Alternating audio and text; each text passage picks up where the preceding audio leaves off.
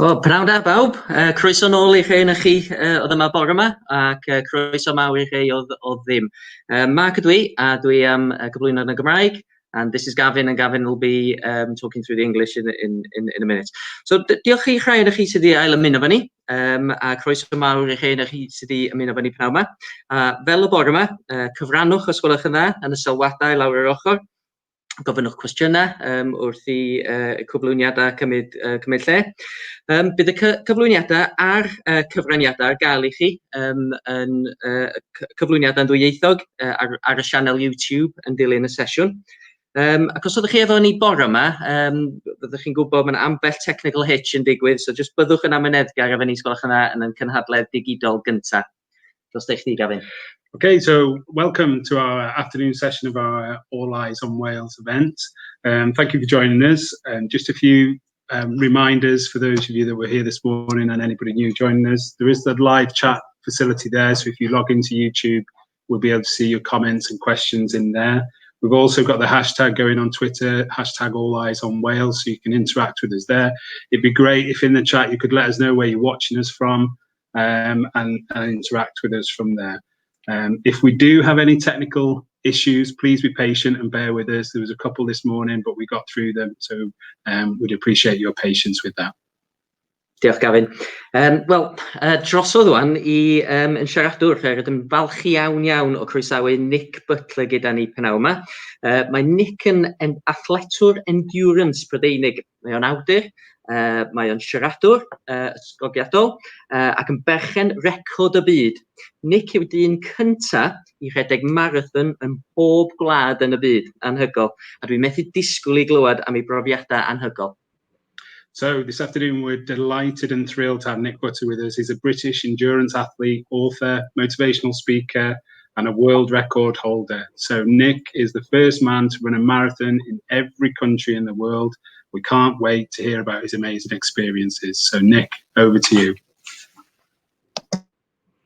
Thank you very much, gents. I will endeavour to try and cover off as much as I possibly can.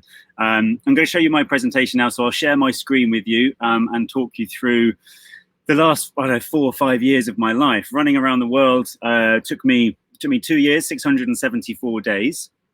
Let me go to the screen and you'll be able to see much more information than just my face, which is probably what you're after. So, a marathon in every country in the world. It was not an easy start. There's an awful lot to go through. I planned this mission to try and set this world record and to raise some money for prostate cancer. Now, I think the best way by showing you the video, which is a highlights reel, if you like, of everything that I've gone through. Now, if you see a little puppy wandering around in the background here, this is my 7-month-old puppy. I live in a converted van now. I left my old life behind. I'll play this video. You'll have a glimpse of what I went through over those 2 years of running around the world, and then we'll get into all of the detail and I'll share some stories. It's just 5 minutes long, and I hope the audio works. So interrupt me if you don't hear it. Right, so it's now 5 o'clock on the 6th of January 2018. The trip starts here. Nick, sorry, we can't see your screen. Let's see what a few weeks brings. Get that, Say Nick. again. If you could share your screen again, we can't Say see your again. screen. We can't see your screen, Nick.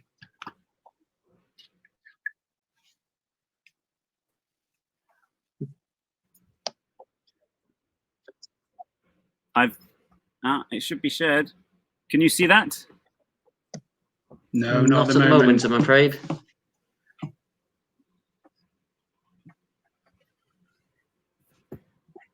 Yeah, it says it's sharing. Is that any better? No, sorry, Nick. Can you hear me? Yeah, we can hear you. Just can't see your screen, Nick, I'm afraid. No, I can hear you guys. And it says my screen is being shared. Let's try doing that again. Technical hitches. Entire screen.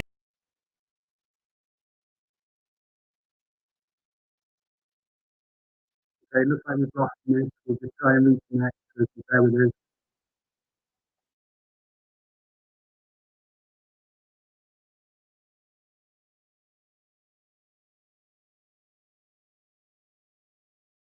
Is that working?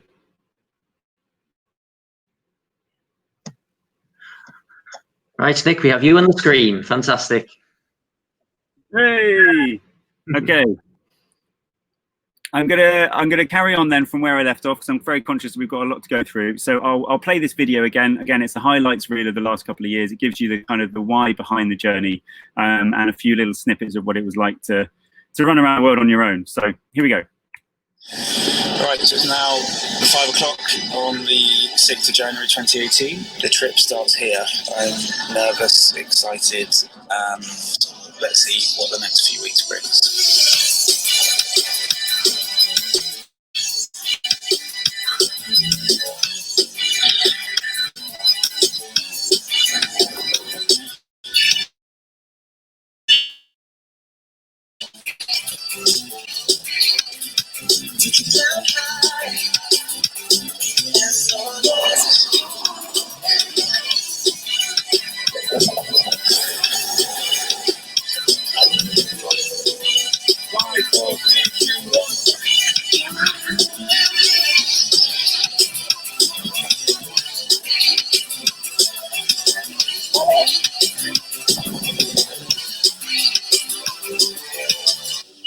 What shouldn't be underestimated with a journey like this is the compound effect of running back to back to back to back to back to back marathons. You know, living off the roadside and sleep deprived, and living in aeroplanes, which are the most, you know, germ-infested places on earth. So this, if he can stay healthy and all the other challenges which come from traveling around the world, he can put one foot.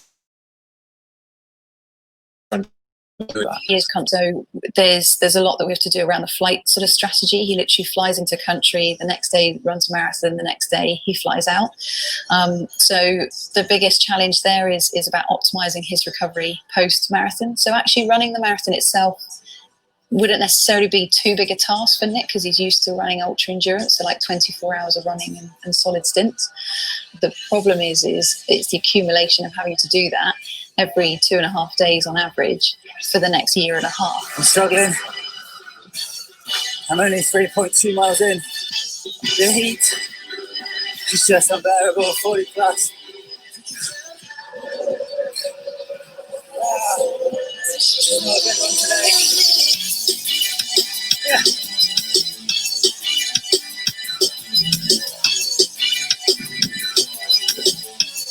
Day 2, 14. 206, 225, 267, 320, 345, 369, 375, 400, 428, 517, 530. I'm doing this because my friend is dying. Kevin was diagnosed with terminal prostate cancer and was given 2 years to live. Kev said to me, don't wait for a diagnosis. Get out there and... The overall fatigue was one of the hardest things of the whole journey. I didn't miss a single run because it was a case of sticking to the plan. 3 countries a week, 450 odd flights, 22 marathons with food poisoning, 3 marathons with a kidney infection.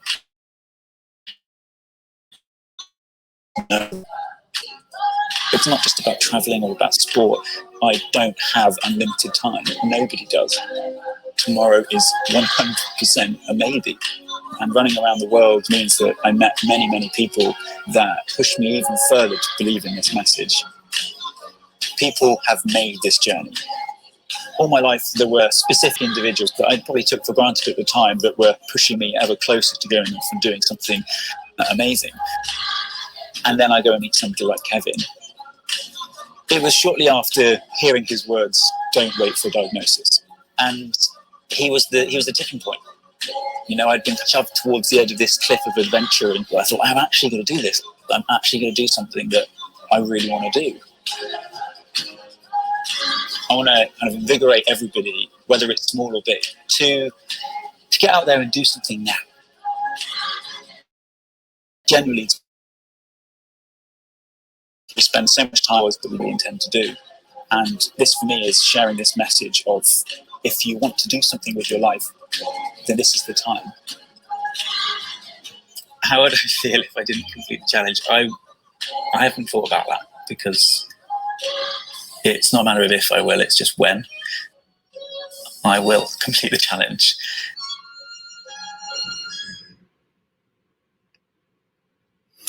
So I hope you are all still there and you can hear me okay. Can we just check that before I carry on? Yeah, we're here, Nick. Fantastic. Good. Just wanted to double check that, because I can't see anything other than the slide I'm looking at. So, right. Thank you very much, everybody. And I hope that gives you a little bit of a snapshot of the whole reason behind it, and kind of my ethos about why I embarked on this journey. Now, in this picture you're looking at now is Kevin Webber at the back middle. All people that comes into your lives and changes everything for the better. Now, the guy on the right-hand side with the beard is a guy called Jeff Smith. Now, you probably, if you're in Wales and anywhere near Cardiff, Jeff Smith runs Big Moose Cafe, an incredible guy, Everest summiter, and he was also a huge inspiration to me. And this photo was taken out in the Marathon des Sables desert race, which many of you may know. 7 days of running through 50-degree heat, camping under camel hair bivouacs every evening, and you're punished.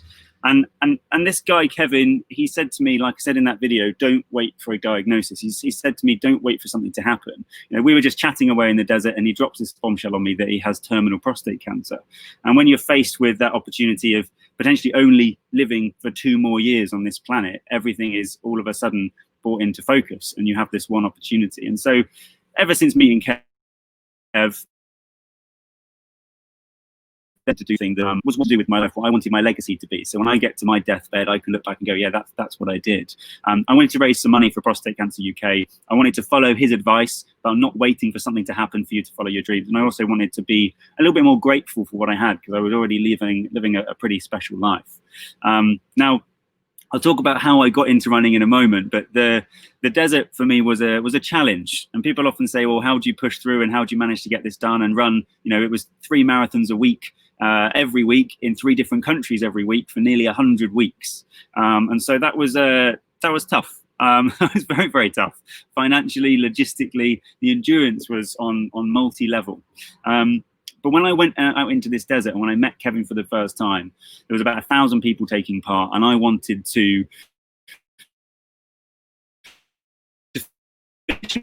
Now, you can all have a guess of where I finished. It wasn't in the top 20, it wasn't in the top 100. I had a pretty awful accident, and I had loads of blisters on my feet. I actually had 22 blisters, and any of you that are squeamish, look away now because of that photo on the screen. I'll take that off the screen so you're not too horrified. So that blister, that was one of 22 blisters that I had in the journey, and my ankle on the 4th day of 7 days, and had to get through the remaining 40 miles of that race with a broken ankle. Now, I could have given up. There was a helicopter on standby to take me away, and to be honest, I wanted to, but there was a part of me after having those conversations with Kev, I was like, you know what? Many people suffer more than I do. Let's get through this race. And ever since then, there was a switch in my mind.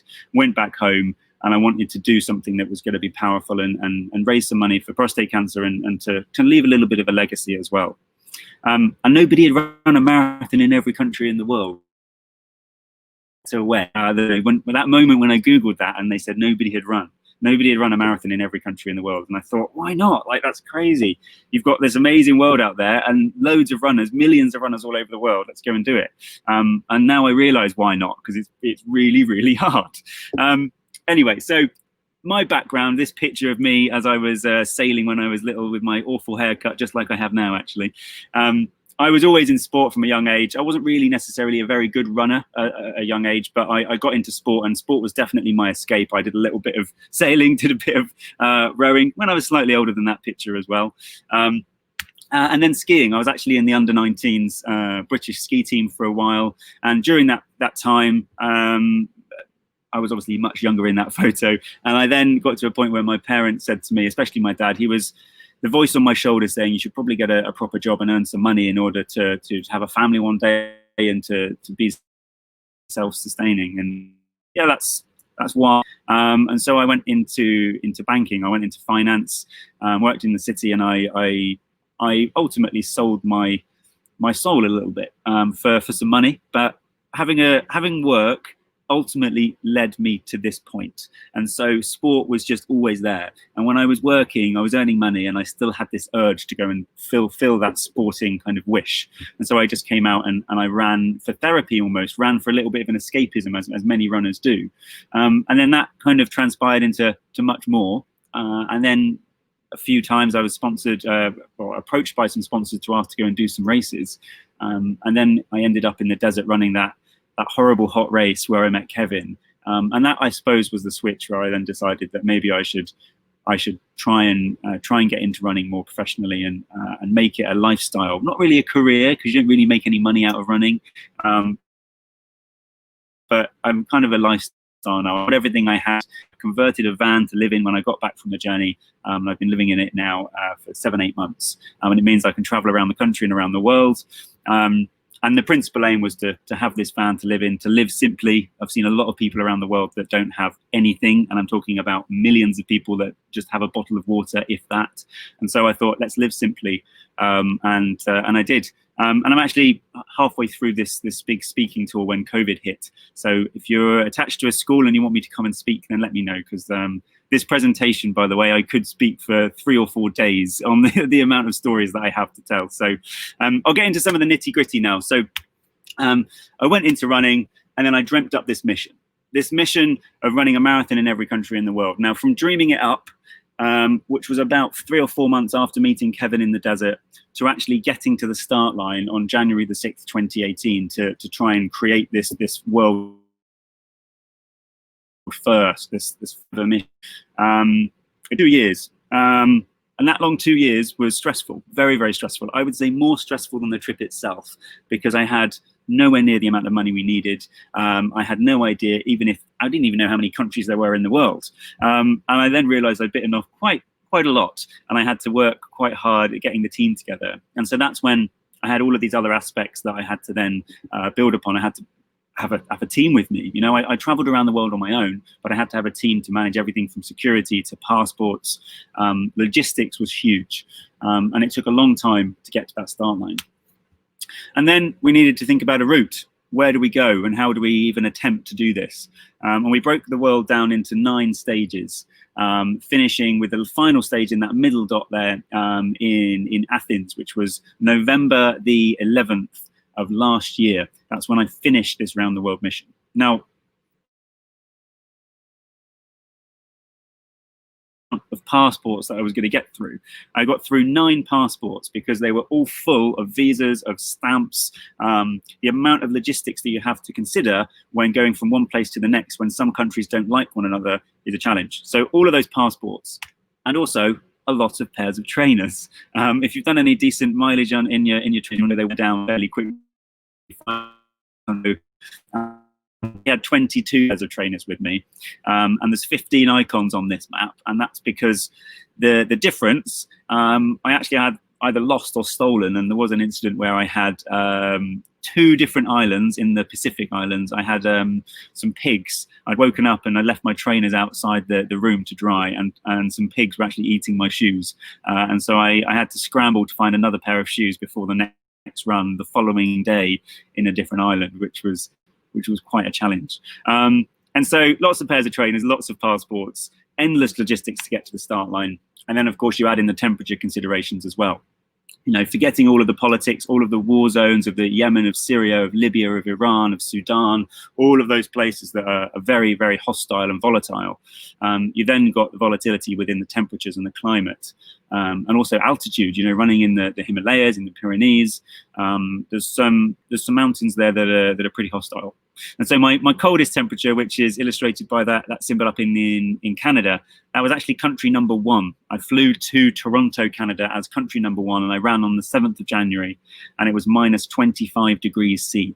And that minus 25 degrees was about 15 degrees colder than it should have been at that time. And despite my 2 years of planning, which I thought I did quite well, I ended up borrowing most of the clothes and the hand warmers and the extra buff and the extra hat and gloves, because even with my kit that I took, I was too cold. Skip ahead 8 months-ish, something like that, when I was over in Q8, which is that red hot temperature, that thermometer on the map. We got to 59 degrees C in Q8, which was virtually unbearable. And I was running at 2 o'clock in the morning, and even at 2 o'clock when I stepped outside the door, it was 38 degrees, and it just got hotter and hotter and hotter.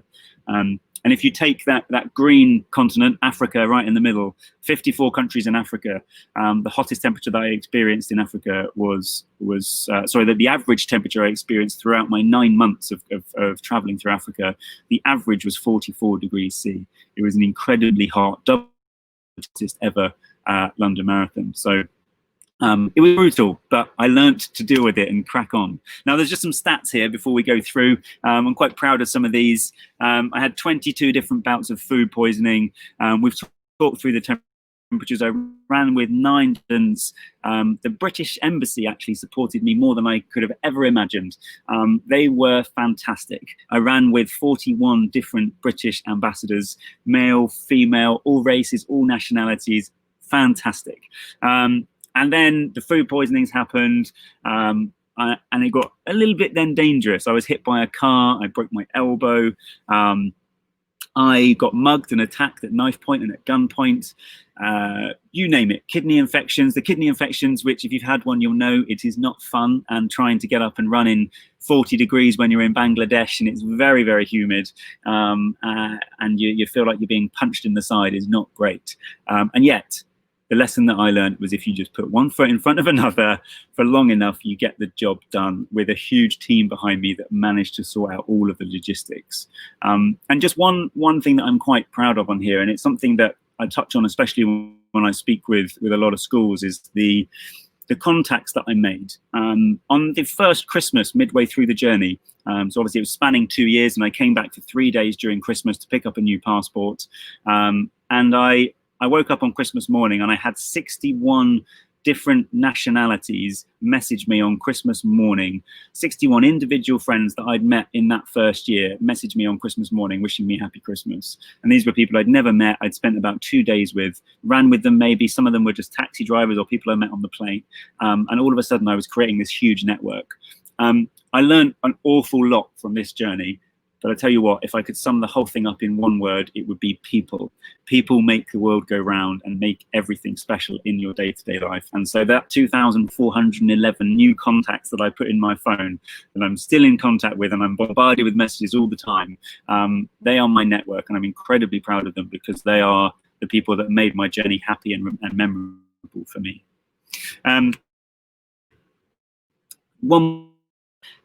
The mountain ranges, the volcanoes, the amount of airports we flew in and out of, all of the different types of animals, and that's not including all the different birds all over the world. I was bitten by a dog many times, chased by dogs. I was hosted by nearly 60 families around the world that put me up, and some of them didn't speak any English at all, and so I was having to, or Welsh for that matter, through on and it out. So we've got enough time. So I'll go through as many of these stories as I possibly can. Now, each of these slides kind of tells a tale. This is a photo that I took in Vatican City. This is the smallest country in the world. These are a couple of nuns that I got friendly with, and they chatted to me for about 10 minutes mid-run in Italian, and I have no idea what they were saying, but they were very smiley, and they loved a selfie. So that was a memorable moment, specifically because that route was 82 laps around St. Peter's Square, 82 laps around the Vatican. And there's all sorts of other stories that go along with that as well, because I was stopped by the police a couple of times because it's a very, very busy place, and they were trying to ask me not to run around, and I said no, I have to run around here, and we managed to persuade them through a lot of conversations in broken English and Italian. In terms of routes, this is another one which will forever be in my mind. This is a place called the Marshall Islands. Now, the Marshall Islands is in the Pacific Ocean. This was probably about country number 160, something like that. I was quite close to the end of the trip. In year 2, I was exhausted. I had very long hair. It was super, super hot, and this beautiful island. Now, I landed in the far out of that photo in the tiny little airport, and my hotel that I was staying in was down the other end, off to the left of the screen. Now, when I arrived in the hotel, they gave me my room key, as you do. I was only there for a day and a half, and then they gave me a stick. And I said, why are you giving me a stick? And they said, well, you'll need this stick if you want to go outside. And I didn't fully understand it, and now I very much do. It's that there's a lot of the Pacific Islands that they have a diabetes crisis because of the wild dogs in the islands. They're very beautiful islands, but they're full of wild stray dogs. And they said, if you go outside without a stick, then you're going to get attacked or bitten by dogs. And sure enough, a mile and a half in, I was surrounded by 25 dogs, something like that, pretty big, pretty aggressive. And I'd already been bitten a couple of times, and I didn't want that to happen again. And so I slowly walked away. I was swiping my stick away to make sure that wasn't going to happen. And I got back, and I realized there was a place to run around in circles outside the hotel, and I ended up running 335 laps of the car park with the stick in my hand, pretty scared, in torrential rain in probably one of the most beautiful islands in the country, and I never saw any of the ocean. And that goes to show that I just had to get it done. You know, in my mind, I was well and truly exhausted, and it was a matter of getting the job done and getting it safely without any dog bites. So in terms of safety and dangers, this is a photo from Haiti in the Caribbean. Was once one of the most richest, well, was the richest country on the planet at one point in history. And this place is now very poor. It was country number 4 on my journey, and I hadn't really experienced any poverty. And I arrived here, was shocked by the amount of people living on the streets and the amount of weapons, handguns, automatics, knives, a lot of violence, very visible. And so I hired a driver to drive behind me, which was something that I adopted for many other races, just in case, who also provided me with water. And I was approached many times with weapons to basically relieve me of anything I had on me, like my watches or my phone, which I was running with for music or audiobooks. And luckily, Benjamin, my driver, would be able to speed up behind me and steer them away. But I left that country feeling pretty scared for the rest of the world, because this was a country that we hadn't considered to be very, very dangerous. We ranked all of the countries by a traffic light system, red, amber, and green, being the dangerous ones were red and the completely safe ones were green. And this didn't make red zone, and I'd got another 190 odd countries, 192 countries to go, and I was terrified for the next one. And then things were a little worse. This was a photo I took in Nigeria, in Lagos. Lagos market, one of the biggest open air market in the world, very hostile, very busy. And I had one of the most scary moments of my life here, where I was attacked and kind of beaten. I had a cracked rib, and I had a knife to my throat, and they were offering me to keep up all of my possessions. Unfortunately, the people that were supposed to be guarding me managed to steer them away. But the same thing happened, that just increased my fear. And what I've learned now, moment now, that people generally all over the world, 99.999% of people are fantastically lovely and selfless and will do anything for you. And so people say to me, so, are you going to be scared in other situations? And the answer is no, because most of the time I was safe, and I got out of all of the situations alive, and I was okay. There was plenty of other run-ins which could have scared me away. This one is a little video. You don't really need to hear the audio necessarily. It's only about 5 or 6 seconds long. But this is I was out in Namibia, and I was looking, I had a day off, so I very rarely had more than a day or two to myself, and that would include a marathon. So this time I had an extra day. I had a third day in the country where I could rest a little bit more. It was in Namibia. It was quite a cold time of the year, and I went out looking for big cats. Rather than the dangers of people, I wanted to go and experience the world and have a little look and see if I could see some lions or some cheetahs. And I found a guide. He took me out into the bush, many hours away from the city of Windhoek. And he then said, right, well, I've got my gun. We're safe. You go this way. I'll go this way. If you see a cheetah, if you see any animals, just shout. Now, I was pretty confident that there was going to be no animals because I think he was kind of ripping me off. I didn't think I was going to see any. And he said to me, you're probably going to see some snakes. That's going to be it. And then I was wandering through the bush, completely silent, some birds tweeting. And then this happened. I'll just play the video, then we can pick up. Hey everybody, I'm out walking with cheetahs at the moment. It's day 181, and there's one right here.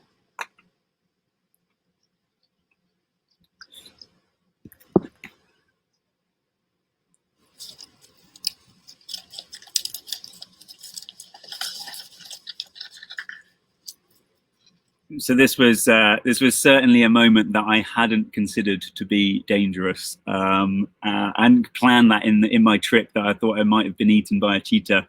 And I later found out, he told me that had she been hungry, that it could have gone a very, very different way. And I actually she brushed past my trousers and actually touched my leg, and it was a surreal moment. And it makes you. Before we go on to any more stories, I'm not sure how much time we've got left. There's hundreds more slides on here with all sorts of different stories for each photo.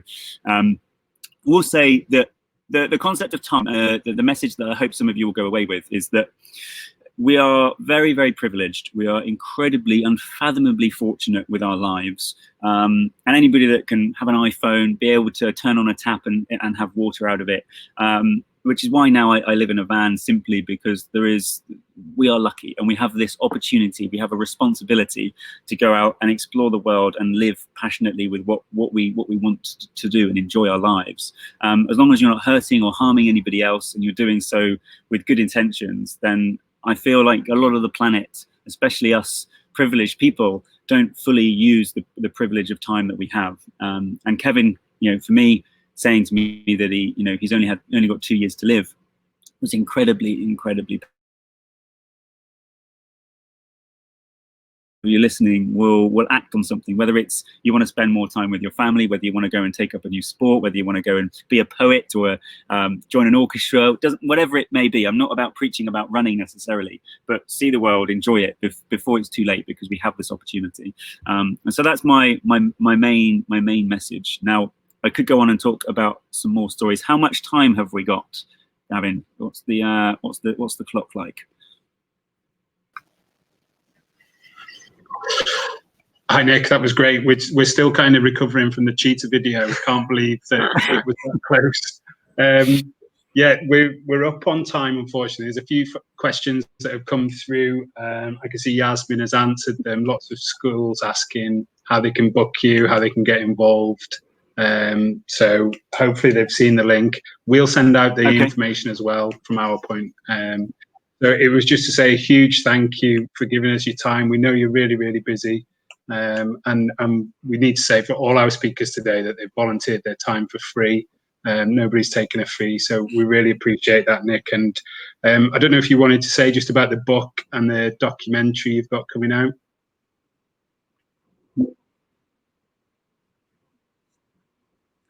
Yeah, there was an awful lot to say. Yeah, so the book is coming out. It's currently on Amazon. It's called Running the World. You can pre-order it. The book is done, written. It just needs to now reach the shelves. COVID has delayed that slightly.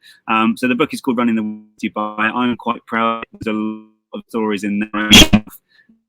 Slides that I could have gone through today. And if you want me to come and speak in a school or a business or wherever, then please do get in touch with Yaz on that email address, which I think must be in that link, or just go onto the website and email me. And follow my journey now. I think one of the things is, I'm prepping now for my next big expedition, which I can't tell you what it is because I haven't released the details yet. But I have a number of small mini mini world records, which I'm planning in the next 18 months in preparation for another big challenge. And so if you want to get involved, then on my Instagram, it's Nick Butter Run. Just say hello to me and let me know. As for the documentary, that will be coming out in February next year, all being well, depending on the situation with COVID. So that will land on Netflix very soon. So thank you very much for having me, and I hope you managed to hear everything okay. And yeah, have a good rest of the day, everybody. That's great. Thanks That's a lot, fantastic. Nick. Really, truly inspirational, Nick. Thank you very much indeed. And just a shout out as well to Ystol Custen in Year 6, who have posted to say that they're all watching from home as well. So big thank you for them for joining us. Diolch, Nick. So we've got a short break now before our next one starts at 10 to 2. So if you can leave this running, and we'll just start up again in 20 minutes time. Okay, thank you. Diolch pawb.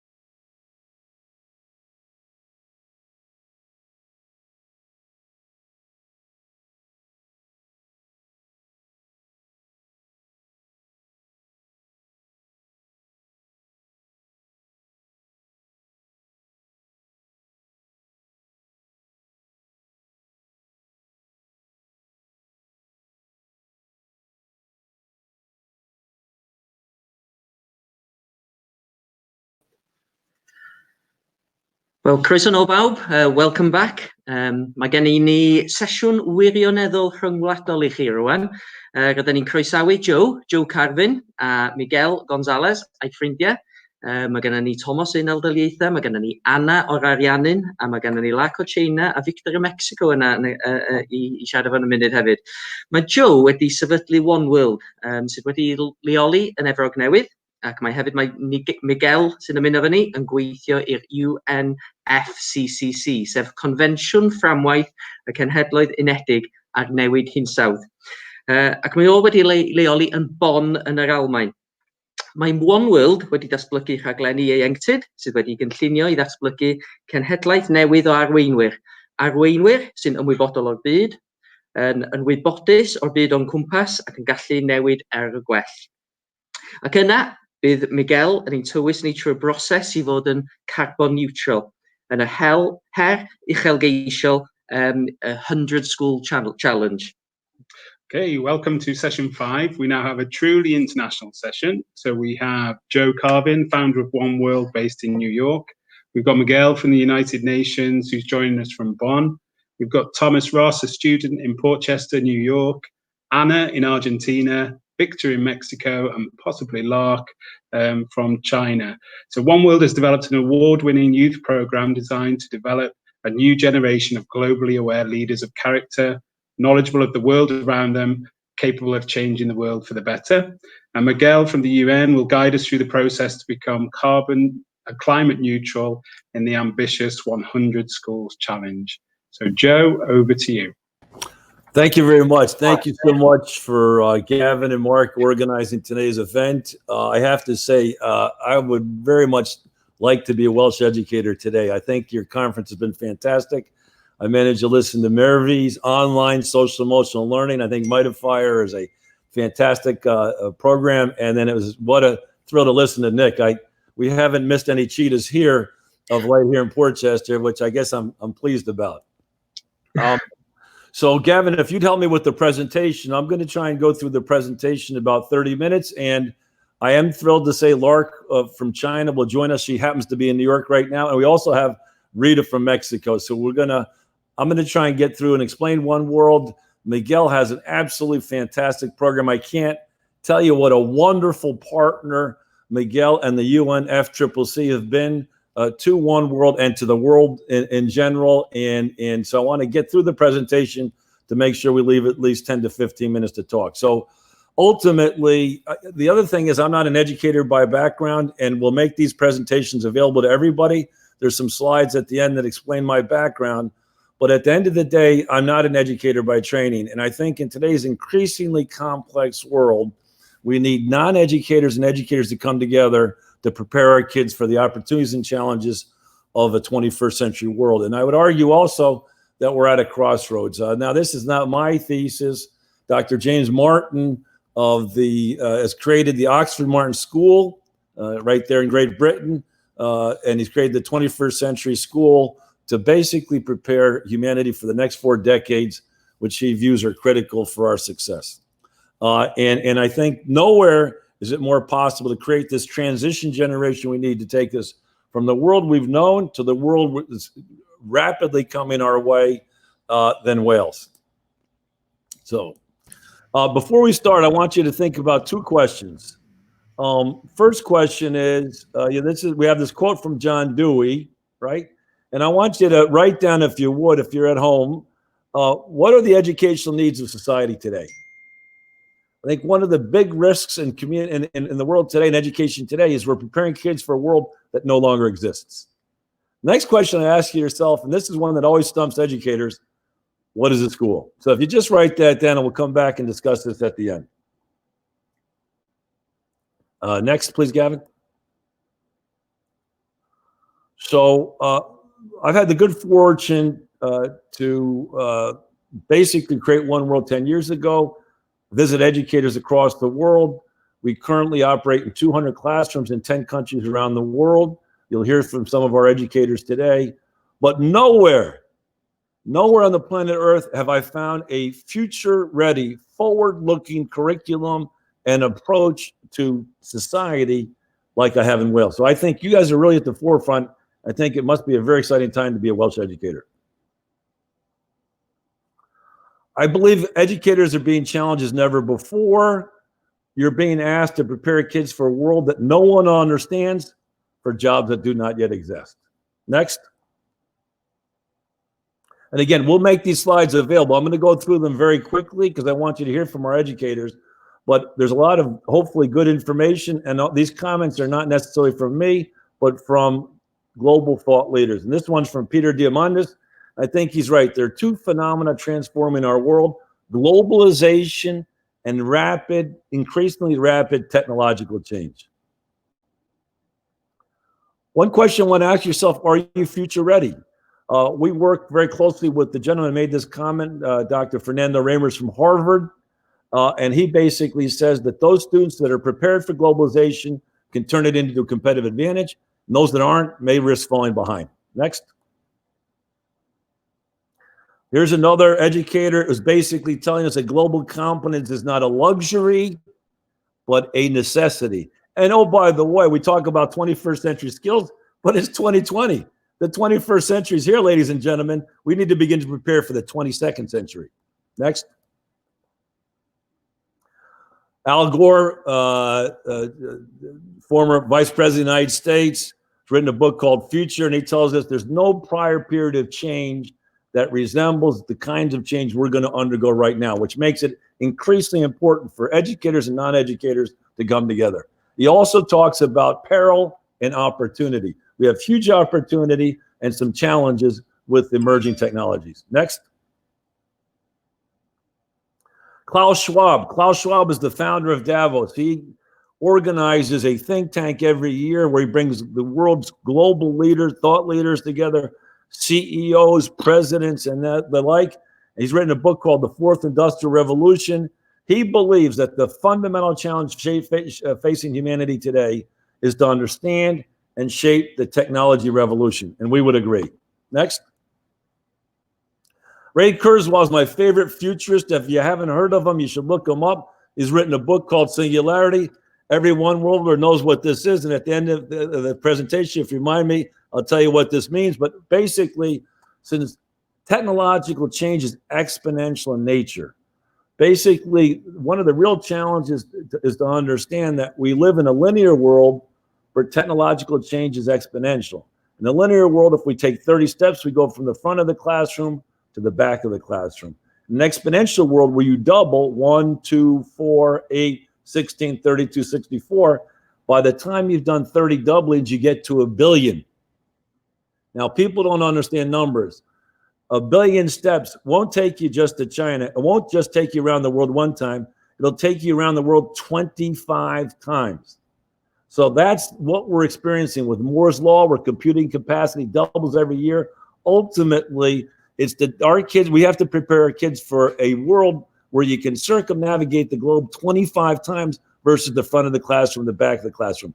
That accelerates change. That really talks to a lot about what's happening in today's world. So get ready for 20,000 years of change. And if I ask Gavin to remind me, we're in the year 2020. 2020 is since what? The big font? No, since the birth of Christ. But we're talking about 20,000 years of change. Next. Now, how are we doing?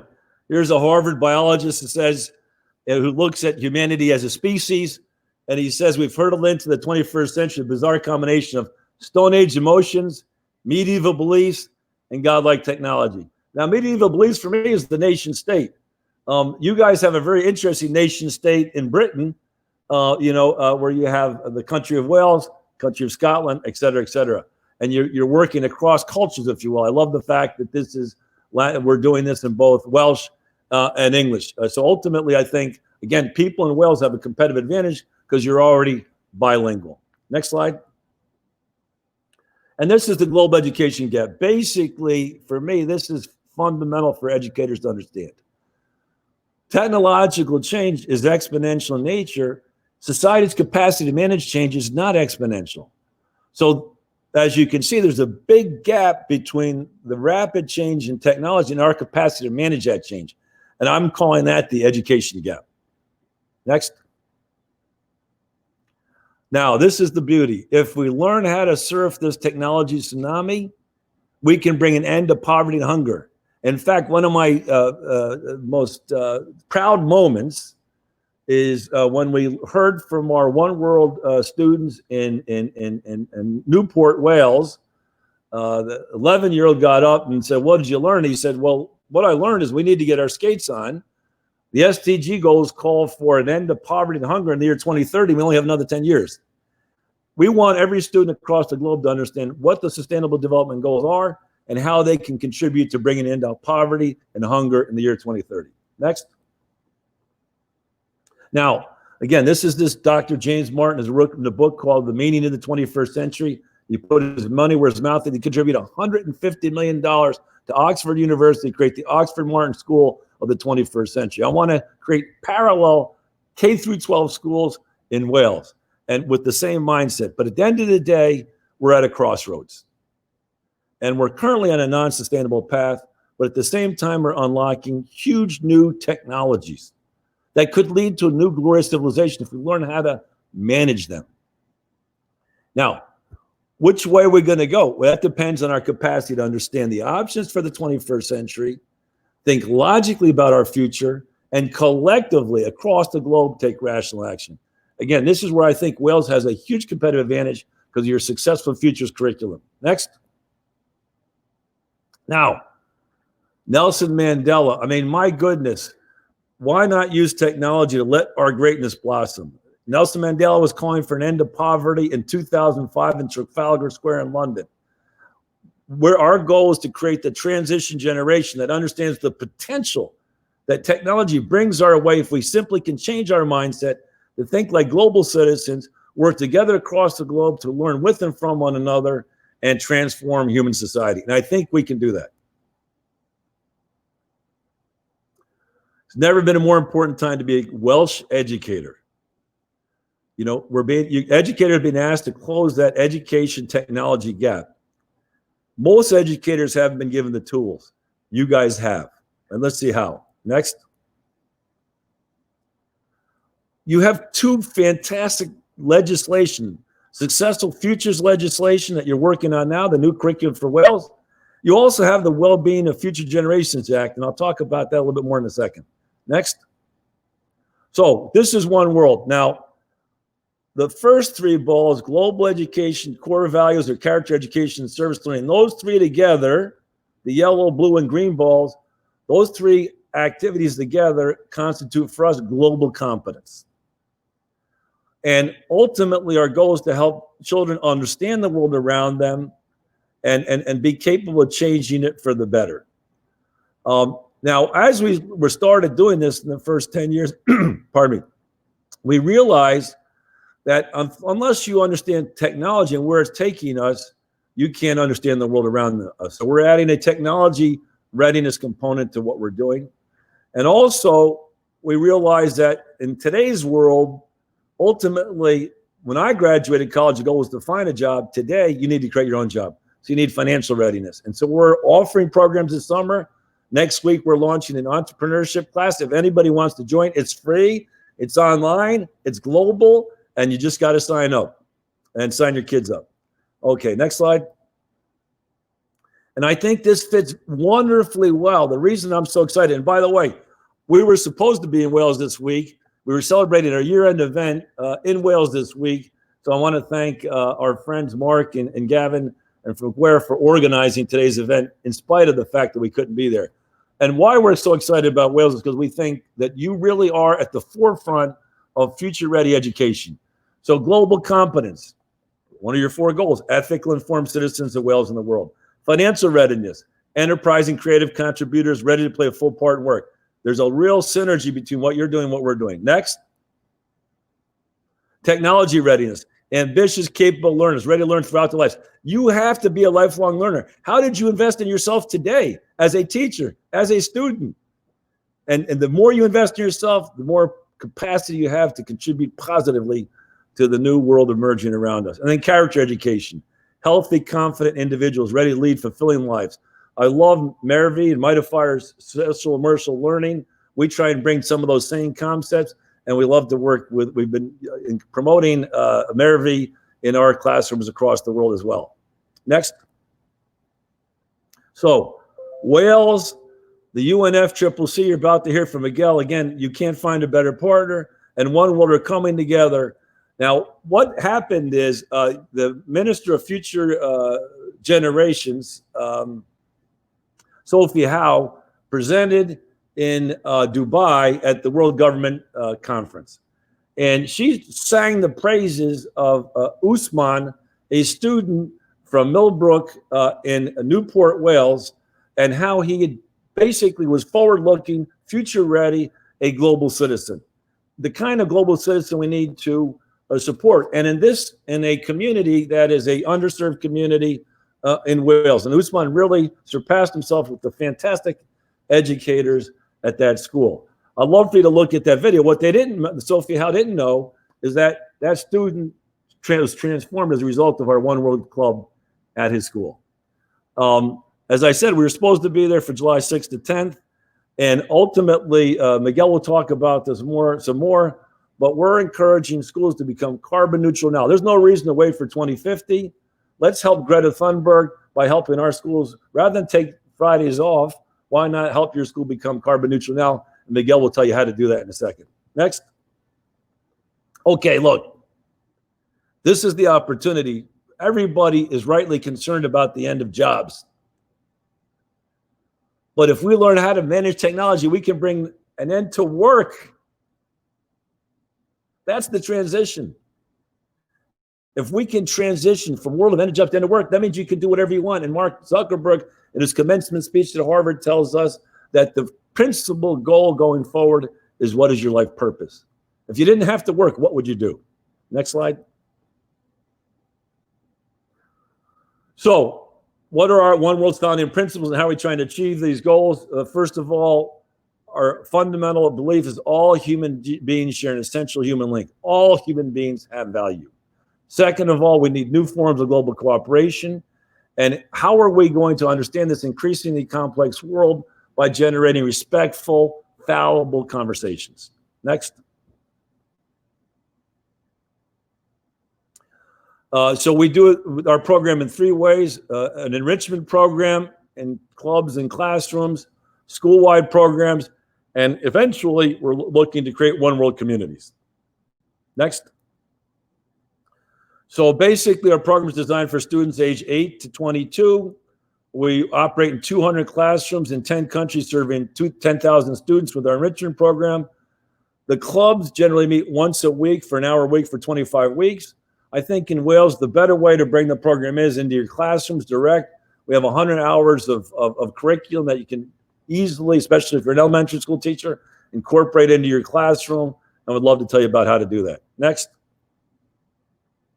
So we provide you the curriculum, teacher training, ongoing support. We really are trying to create a global learning community. So the curriculum is good. The teacher training, you guys are the teachers. You have the pedagogy. We basically share our view of the world and mindset, where we really look to differentiate ourselves as the ongoing program support, where we incorporate you into our global learning community. And I want you to, again, think about what a school is, and we'll talk about this at the end, and then we do the program evaluation. Next. So we combine 3 educational disciplines: global ed, character ed, and service learning. We call ECE. We try and provide our students with a worldview, a moral compass, and a positive can-do change attitude. We're really looking to create leaders of character, knowledgeable of the world around them, and capable of changing it for the better. Next. So this is a quote from Jeffrey Sachs, a U.S. economist. And ultimately, we agree that the defining challenge of our age is to recognize that we share a common fate on a crowded planet. 196 cabins, we're all on the same ship. Next. He also says our common fate will require new forms of global cooperation, a fundamental point of blinding simplicity that many world leaders have yet to understand or embrace. Well, we're apolitical, by the way, but I don't think it's hard to figure out which world leader hasn't embraced that concept. And he also suggests that at the end of the day, our success as humanity will depend on our capacity to come together around a shared set of objectives and a practical means to achieve them. Next.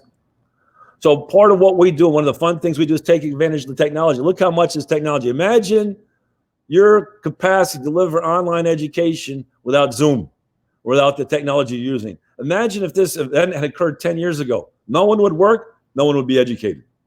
And so we're taking advantage of emerging technology to connect kids around the world to learn with and from one another. I can't wait to connect your classrooms with our classrooms around the world. Next. Service learning is the cornerstone of our project. We are teaching like Wales. And again, the other big Wales competitive advantage is your teaching is student-centered.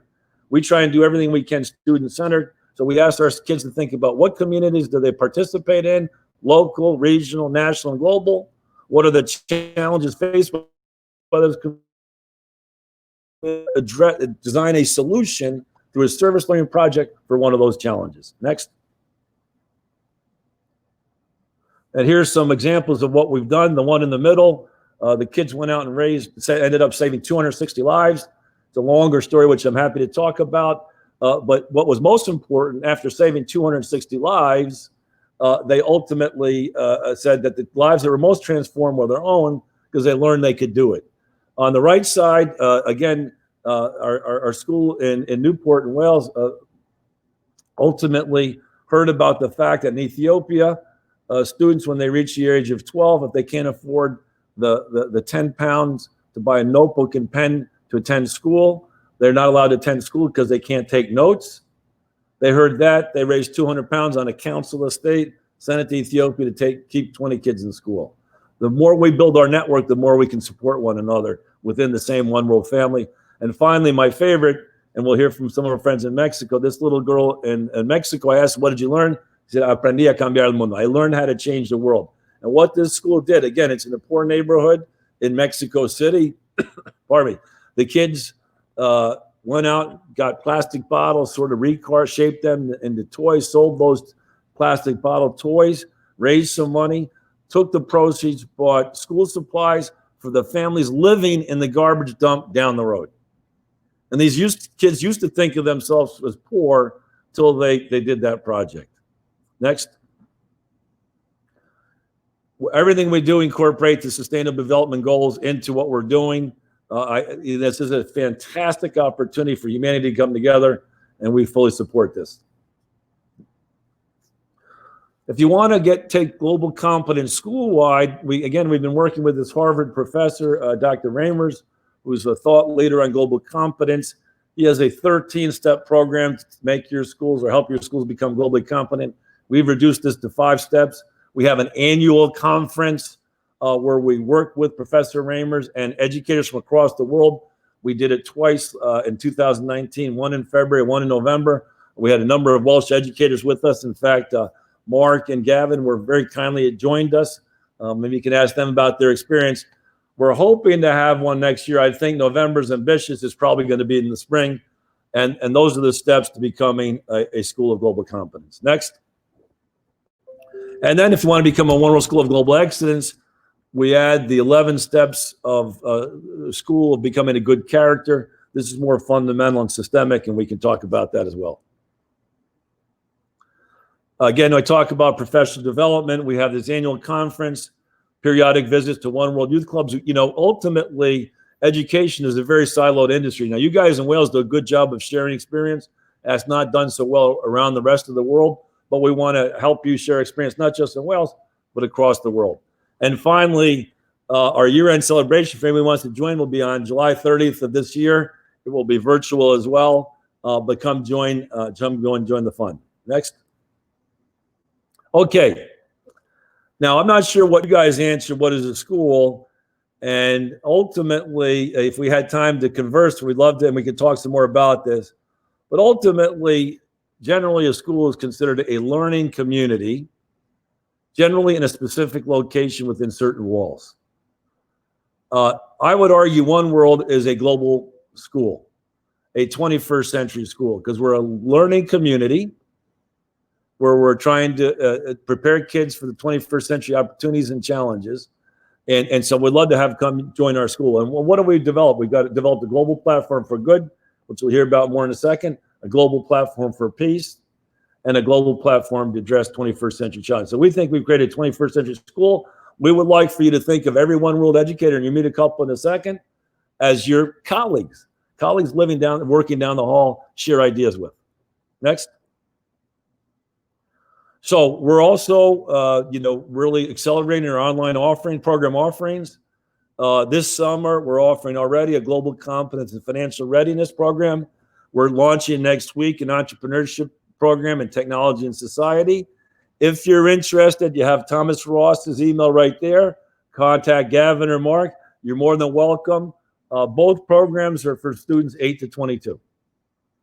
And it's really learning by doing. So you're more than welcome to join our summer program. It's all virtual. If we have a cohort from Wales that's interested, we'll work out the time so the time zone differences aren't a problem. Next. One thing we really try and do is take the students beyond the classroom into the real world. We're very fortunate to work with the UNCCC. We're going to hear from Miguel Alejandro in 1 second. He works at the United Nations UNFCCC Framework Convention on Climate Change. He'll talk to you about our 100 School Challenge and maybe a little bit about our annual EcoX project. Next. We're going to hear, after we hear from Miguel, we'll hear from our student educators, and Lark Wen from China as a last-minute addition, and we'll hear from these other educators. And then the last one, I think, Gavin. Perfect. We're going to turn it over to Miguel Angel Alejandro Naranjo Gonzalez. Miguel, over to you. Thank you very much, Joe. Can you hear me? Perfect. Hello, good afternoon to everyone. Good morning to Joe. Thank you very much for the invitation. Happy to be with you. I think Joe has presented me in a thoroughly good light. I hope that our support is deserving of those kind words. And we'll see. I think you'll have the opportunity to check if Joe's words are true or not. If you want to collaborate in this 100 carbon neutral schools challenge. So let me try to share my screen. I select the window. And then Gavin and colleagues, if you can let me know when it's being shared. Perfect. Great. So let me put it in full screen mode. And is it looking correct, or is it the wrong one?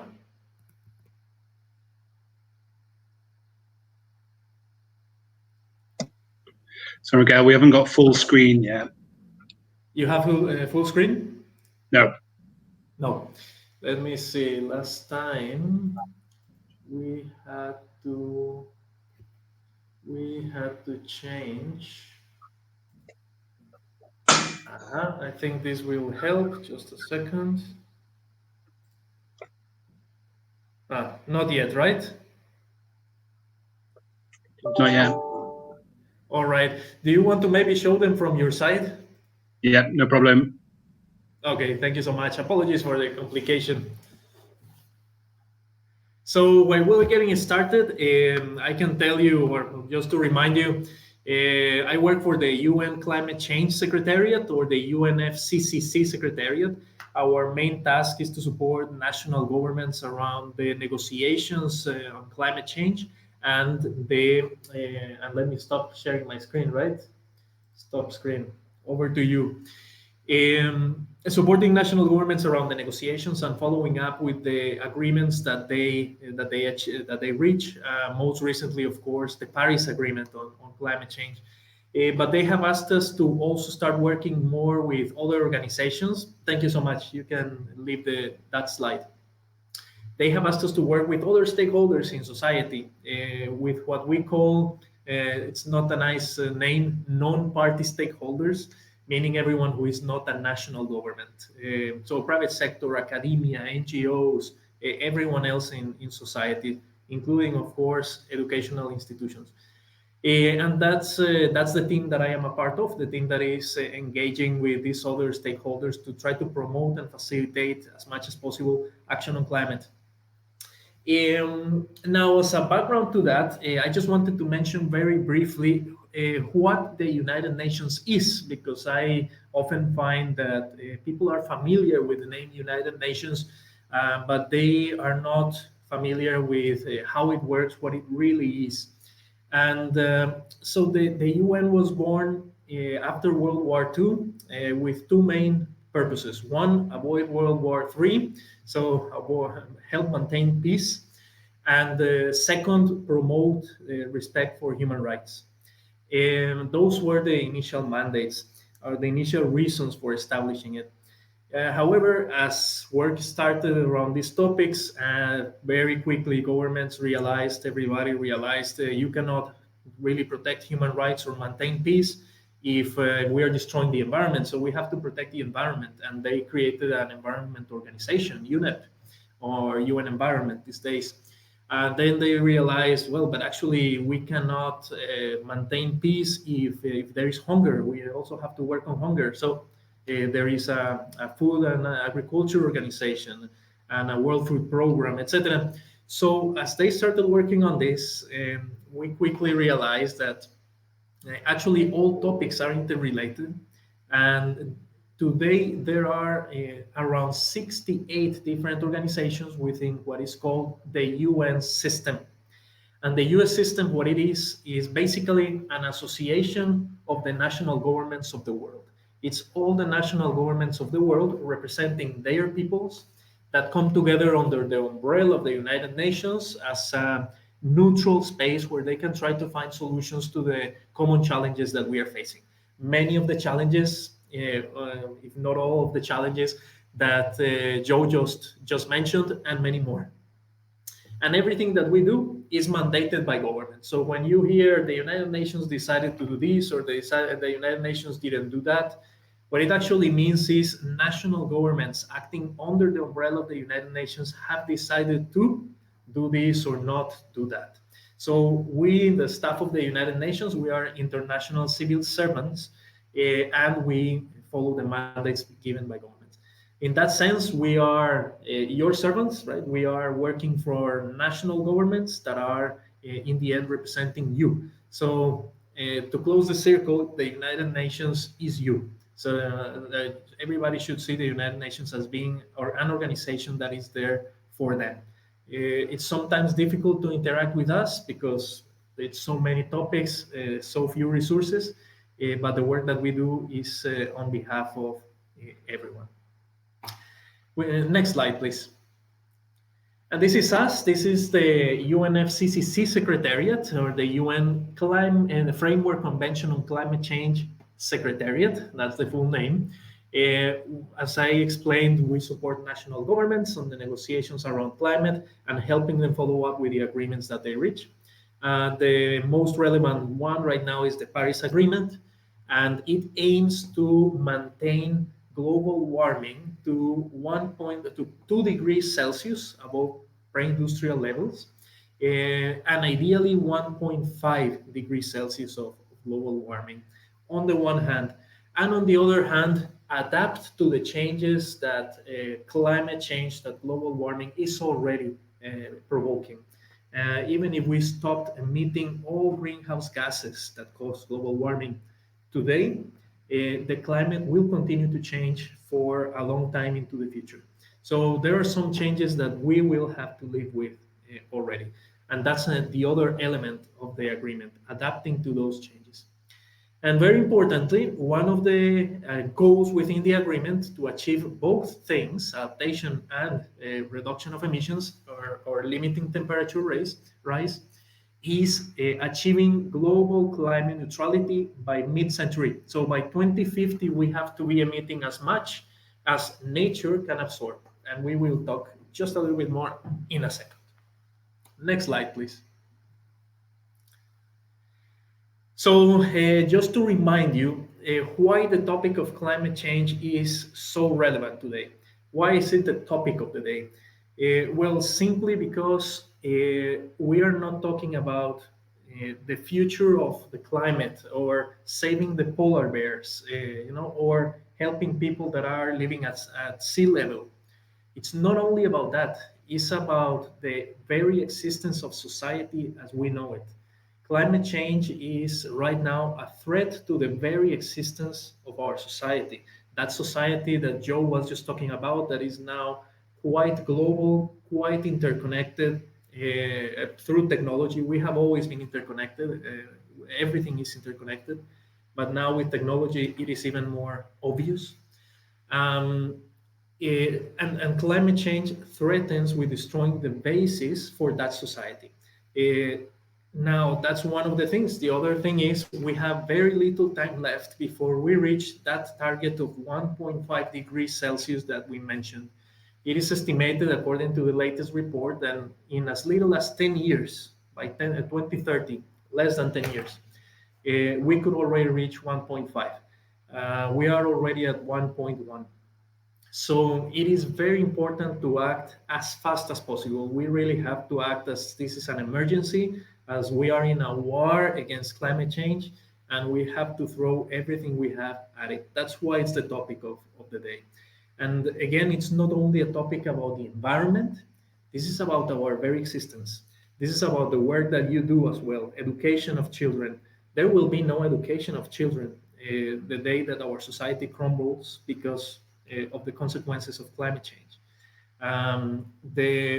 Even the NATO, the organization of the North Atlantic Treaty, it is eminently a security and military organization, and they have ranked climate change as the biggest challenge, the biggest threat to global security.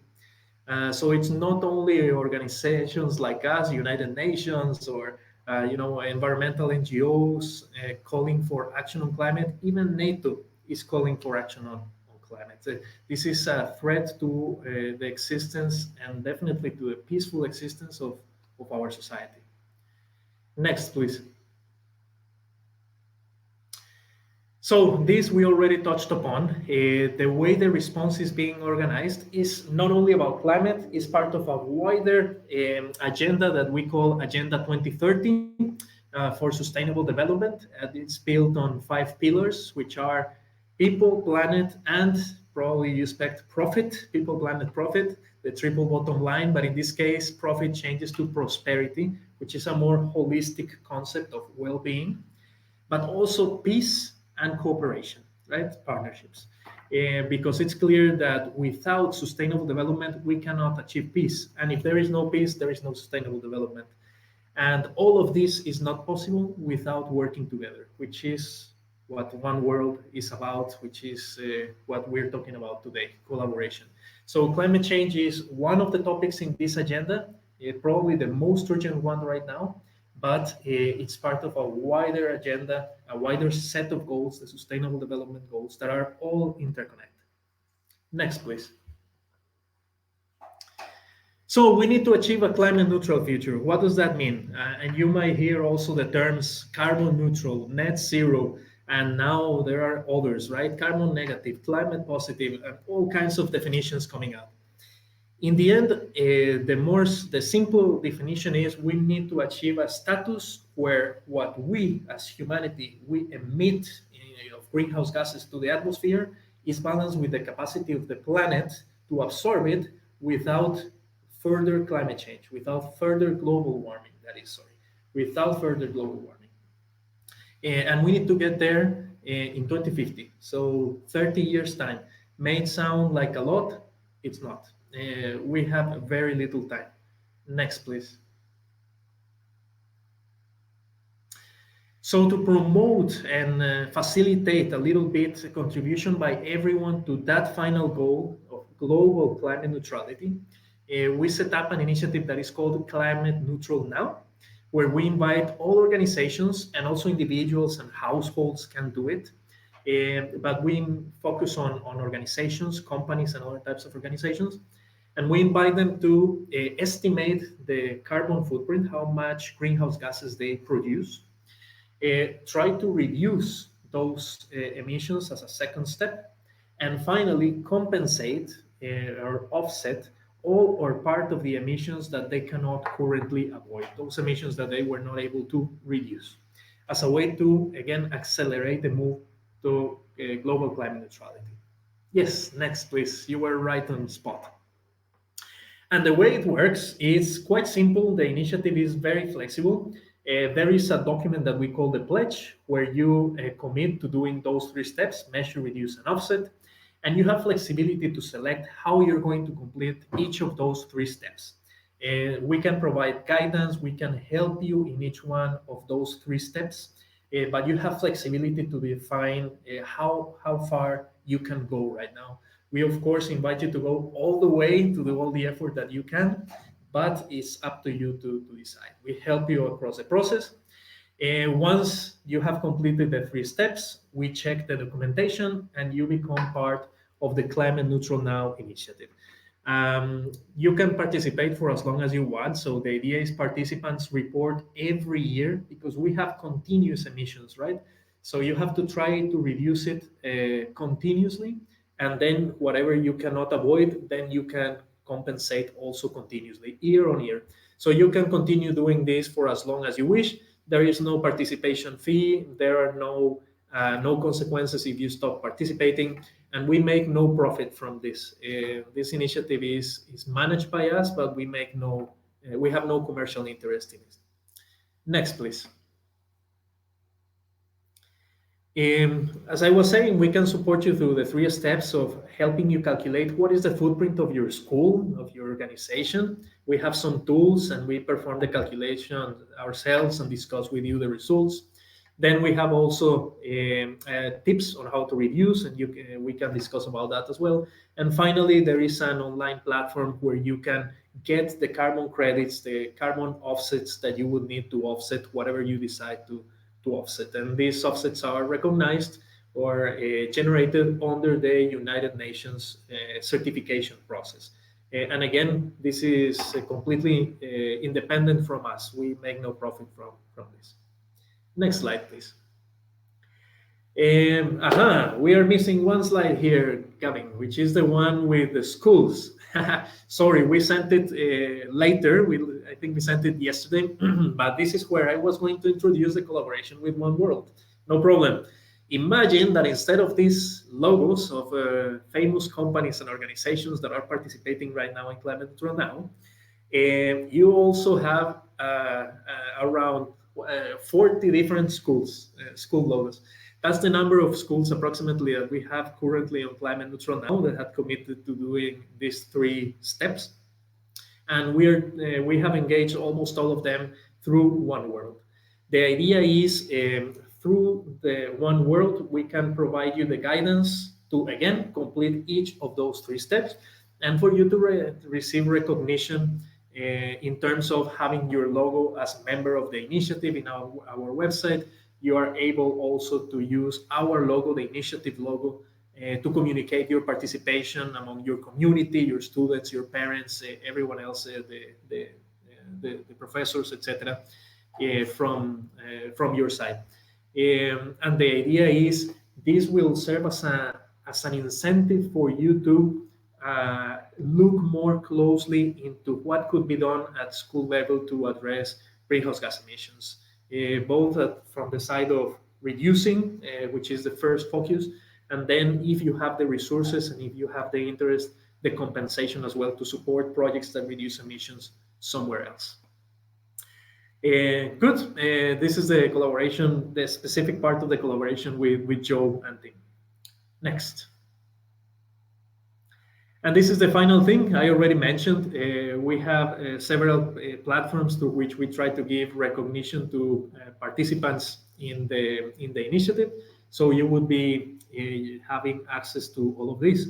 In addition to our webpage, the Global Climate Action Platform, or NASCA platform, which lists commitments by thousands and thousands of organizations related to climate, also includes all of the Climate Neutral Now participants, and we can support your communications around the participation in the initiative. If there is a way that we can encourage your community, the students, first of all, students and teachers, first of all, but maybe also beyond that, the families, etc., to also understand their impact on climate and try to address it, we're always happy to try to explore and support those kinds of things. And there may be also opportunities at some point to participate in events that we organize. Joe has joined us and Gavin have joined us in one previous event. And we also have an awards process where we have One World applying, I think, this year as well, and a few schools. And through this award ceremony, some of the best initiatives for addressing climate change are highlighted. And Climate Neutral Now is one of the themes in those awards, so you are eligible to apply when you participate in the initiative. Anyway, different platforms, different channels to try to give also visibility to the effort that the participants, and in this case schools, put into measuring, reducing, and finally compensating their climate or carbon footprint. So with that, I think I'm finished, and we have someone else after me. Happy to answer any questions, and I hope that when the situation comes back to some kind of normal after COVID-19, you can join the 100 Schools Carbon Neutral Challenge, and maybe we make 1,000 schools instead of 100. So looking forward to the Q&A. Thank you. Thank you very much, Miguel. And again, I think you've already seen, but we wouldn't launch a 100 School Challenge without the extraordinary support from Miguel. And I'm confident he will prove every bit as much, if not more, the support that he's provided over the years. And I can't thank him enough for being our partner. Thank you for the presentation, Miguel. Well, I want to get to the other One Worlders, and then we're going to open it up for conversation as well. So, Gavin, if you could introduce our first student, Thomas Ross. I'd like to see Thomas Ross on the screen, and we're going to try and get about 1 minute from each of our One Worlders from around the world. So, Thomas Ross, would you tell them about your experience with One World, please? And I think there you go. Yep. Thank you, Joe, and thank you everyone for having me. I'm very honored to be here and be able to speak about my experience with One World. So I'm a high school senior in the United States, so it's my 12th and last year. And I've been a part of One World for about 4 years now. And in my experience with One World, I've gone across the world. I had the wonderful opportunity to visit China. And this time last year, I was in beautiful, sunny Wales, hoping to be there again this year. But unfortunately, that wasn't possible because of the pandemic. But in my experience with One World, I really, truly understood what it was to be a global citizen. And for me, that meant when I left my community and I went to another community, it felt like I was part of one big community. And understanding the differences and understanding our different cultures is something that you can't teach in the classroom. And for me, my 4 years in One World has been more valuable than my 12-year education for that reason alone. I feel I've been transformed as a human being just by understanding and being exposed to different cultures other than my own. And I think my life is completely different. Thank you very much, Thomas. Thomas always surprises me and how articulate, and thank you so much, Thomas. I'm going to now ask Lark Wen to come up. Lark has started our program in China. And Lark, could you share your One World experience as well, please? Sure. Thank you, Joe. I'm honored to have this opportunity to share my One World experience with everyone. I have been involved in One World for almost 10 years right now. When I was working at the Confucius Institute for Business in New York, I know One World and I know Mr. Joe Curran, and their essential principles, 3 principles impressed me most. One is we are all human beings. We share the common human link. We are more similar than we are different. I think that alone impressed me and touched me. And I think, especially in today's world, we really need a new form of cooperation. One World provide us with this platform. So when I came back to China in 2013, I brought One World back with me. And then we started to work with the Jilin Primary School and other primary schools. And we have done so many activities like the Eco Act activity and also global competence training, also character education. We worked with the character.org. So Gymru Primary School has grown into such a different school. And because of our excellent contribution, we were awarded the Sycamore Reward last year. Joe Curran went to Nanjing to receive the reward, the award, yes. And so that is something we have done, but we are going forward. We are working with different organizations and hoping that in next year we can develop into 100 schools in China.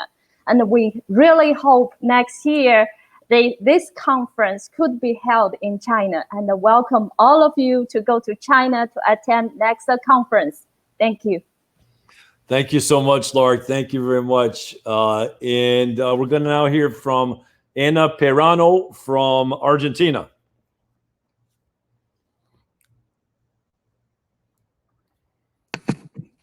Hi, everyone. Hi, Joe. Hi, Wales. Good afternoon to everybody, and good morning for the ones that are in the morning. Our experience in Argentina, I'm going to talk about the summer program of financial readiness. We had already Joe's generous teaching, and it's amazing how kids that are from 10 years old, 11, 15, 16, they are learning their first steps in financial readiness. They are managing themselves, they are practicing themselves, things that maybe they are not teaching them today how. And it's very important to link what Joe says, that maybe what would you do for a living if you didn't work? And just that question to a kid, it's like a world of opportunities. And maybe not all the kids have that where they go to school.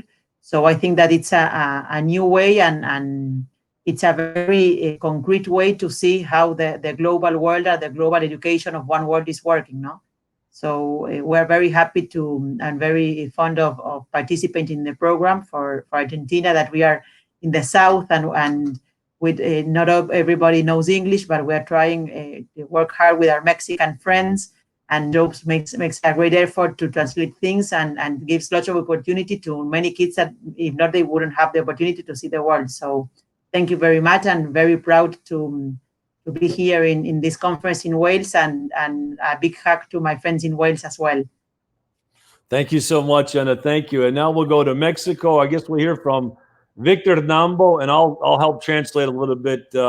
Victor's still working on his English, so I'll translate. Voy a traducir para ti, Victor. Muy bien. Muchas gracias, Joe. Saludos a todos. Es un gusto estar aquí con ustedes y les voy a platicar mi experiencia en el proyecto One World. Okay, so I'm going to thank you. It's an honor to be here. Welcome, everybody. And I'm going to talk about my One World experience. Tengo 15 años trabajando como maestro, y hace 3 años que conocí el proyecto One World. Soy un maestro diferente. So I have 15 years as a teacher, and it's 3 years ago that I came across One World, and I'm a very different teacher today. Llegaba a trabajar a mi escuela como todos los días, de lunes a viernes. Cuando conozco a Joseph Carvin, el proyecto One World, conozco más métodos, tengo más oportunidades de trabajar con mis alumnos en educación. So he said now that he's had an opportunity to get to know One World, he has a whole new set of methodologies and concepts that he can share with his students in Mexico. Tengo alumnos que aprenden ahora más con el proyecto One World, y una de mis grandes satisfacciones es conocer a grandes maestros en otros países y haber estado en Gales. He said one of the big thrills for him with One World is to meet educators from across the world. And in particular, he's very pleased with the fact that he's able to travel to Wales a couple of years ago. Y por último, ha sido un gran placer trabajar con Miguel Alejandro Naranjo, que nos ayudó a certificar nuestra escuela. Creo que fue la primera en México, y estamos muy orgullosos gracias a One World y a Miguel Naranjo. And he said he also wants to send a big thanks to Miguel Alejandro for his support in helping his school become the first school in Mexico to become climate neutral. Muchas gracias, Victor. Thank you very much. Thank you so much. And Rita, ahora tenemos la bella Rita. Okay. Hi, everybody. I am Rita.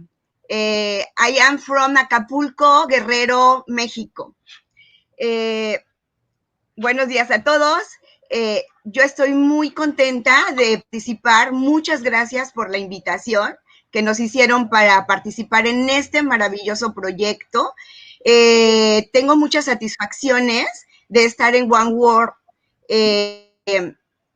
Una de ellas es que se ha expandido el proyecto. Iniciamos en Acapulco con una escuela secundaria, después fueron 2 y ahora yo estoy coordinando 30 escuelas entre preescolar, primaria, secundaria y también escuelas de educación superior.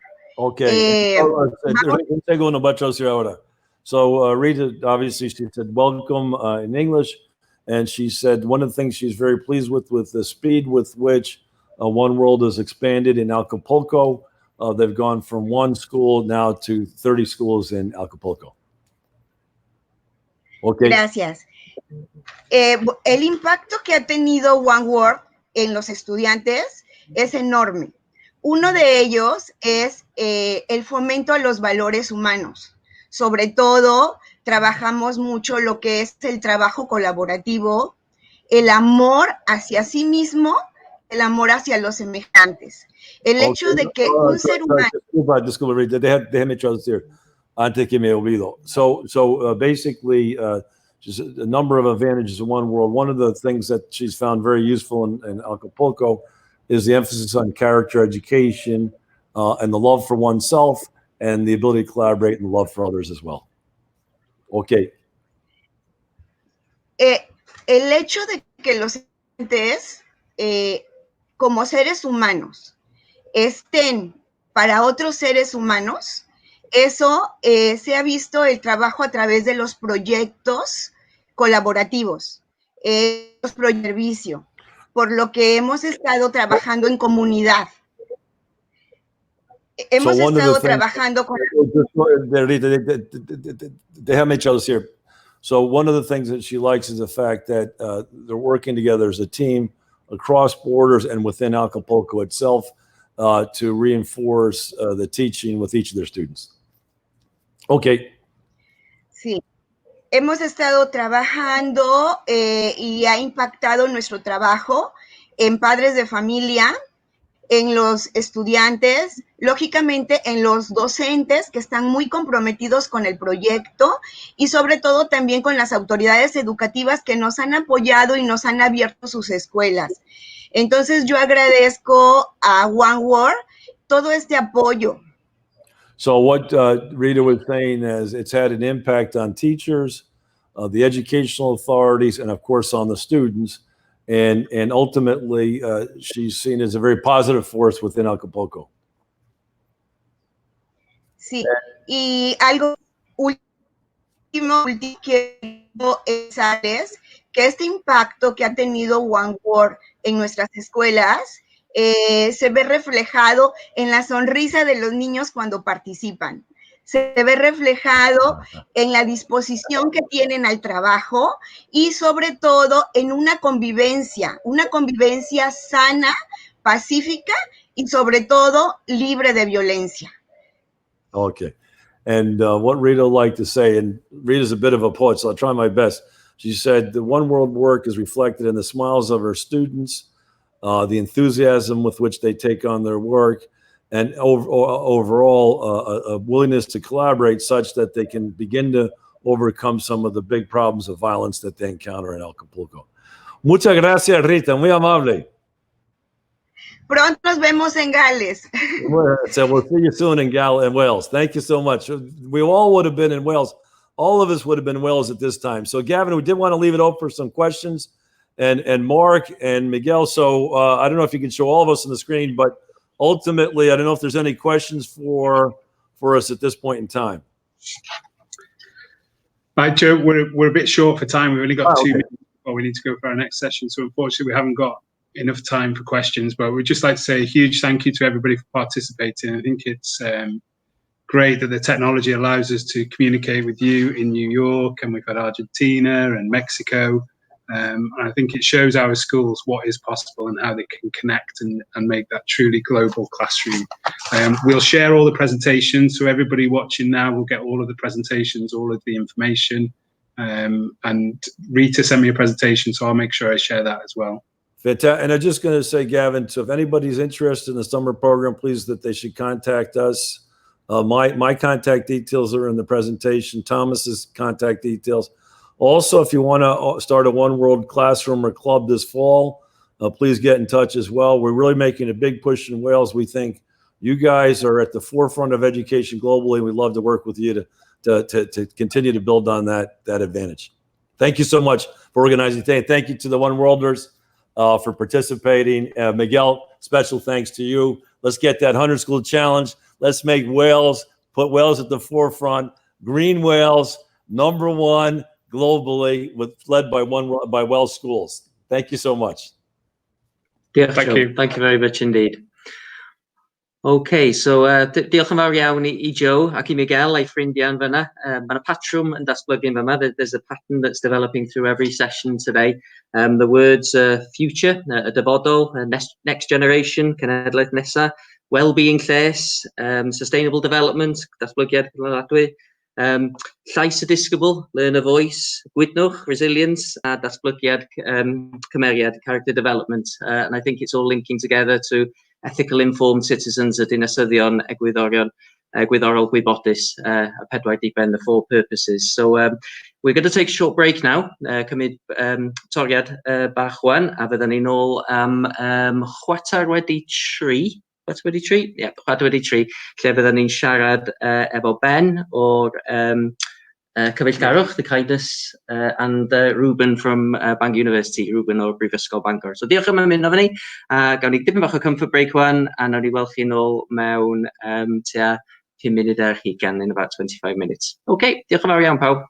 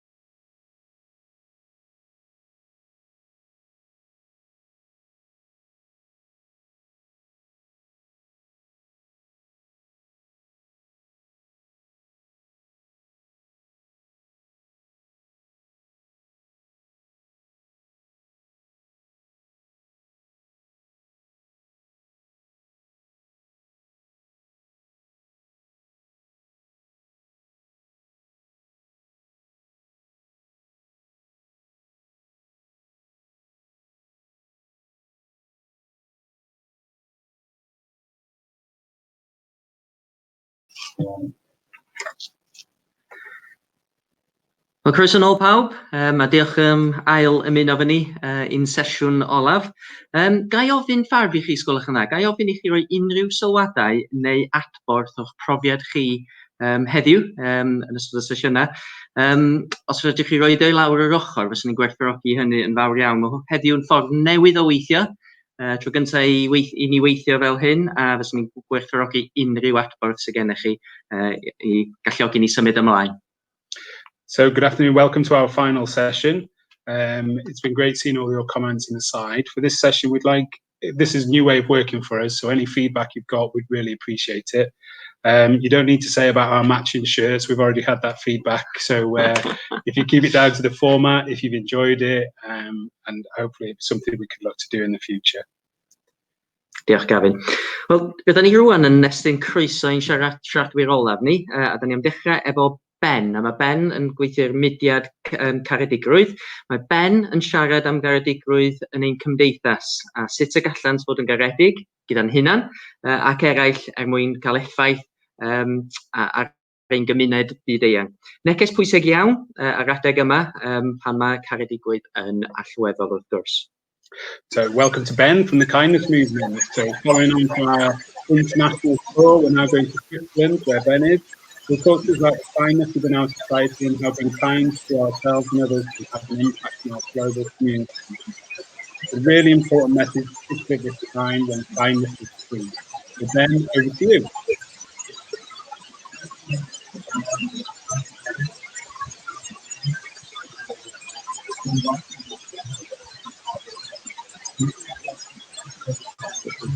Sorry, Ben, we've got a few audio issues. We've got a bit of background interference. We'll try your link again. No, we can hardly hear you.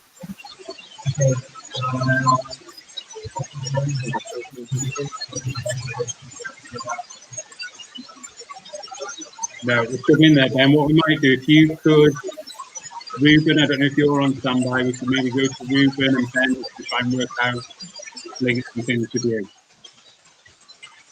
Okay? Okay, so change of plan. We're going to go to Ruben now, and we'll try and reconnect with Ben in a bit in Switzerland. So, dwi rwan eisiau estyn croeso i Ruben. Mae Ruben yn gweithio yn Brifysgol Bangor, a bydd yn rhannu sut mae'n datblygu cysylltiadau rhyngwladol ar gyfer ysgolion ledled Gogledd Cymru. Mae yna gymaint o gyfleoedd anhygol allan yna I staff a disgyblion, a bydd Ruben yn rhannu hyn gyda ni pnawn yma. So Ruben works at Bangor University. He will share how he's developed international links for schools across North Wales. There are so many amazing opportunities out there available for our staff and pupils, and Ruben's going to share with us how we can do that. So good afternoon, Ruben. Over to you. Good afternoon. The sound okay? Right. Yes. Okay.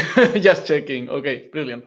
So, well, I'll be presenting, I'll be talking about information about internationalizing education. So opportunities as, well, as you've just heard, for our schools here in the north and also all over Wales to join in strategies and different types of projects and funding opportunities that are out there for us to use, basically. Na I cyflwyno trwy'r Saesneg ond dwi'n credu bydd y sleidio ar gael yn y Gymraeg hefyd os da chi isio. So, well, to begin with, we can go to the next slide. Like I'm going to divide this presentation in 3 different sections. I'm going to be talking about Erasmus+, and one of the projects we've been running here in North Wales, we've just finished, actually, like we were handing in the report last month. So we are now just translating it into Welsh, and we'll be handing in the Welsh version in August. So in this Erasmus Plus project in North Wales, I'll be talking about the case study of digital competency in action. And yeah, I'll need to click. Sorry, I don't have the slides here. Yeah, thank you, Gavin. And then I'll be talking about another funding opportunity that is the Connecting Classrooms Through Global Learning in North Wales. This is, well, the first one, Erasmus Plus, is funded by the European Commission, and, well, but the Erasmus scheme, that is something bigger, actually, above the Commission. And then Connecting Classrooms is a program that it's funded by the British Council. And I'm going to be talking about two of the case studies here in the north, that is the Zambia and Lesotho clusters that got successful applications going on this year.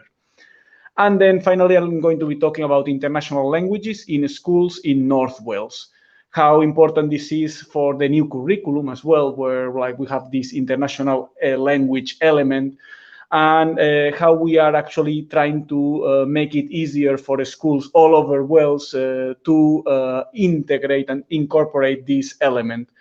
So I'm going to be talking about the Roots Gymru, Roots into Languages project, and this is actually a fully funded project as well, that it's available there and for all of you to use.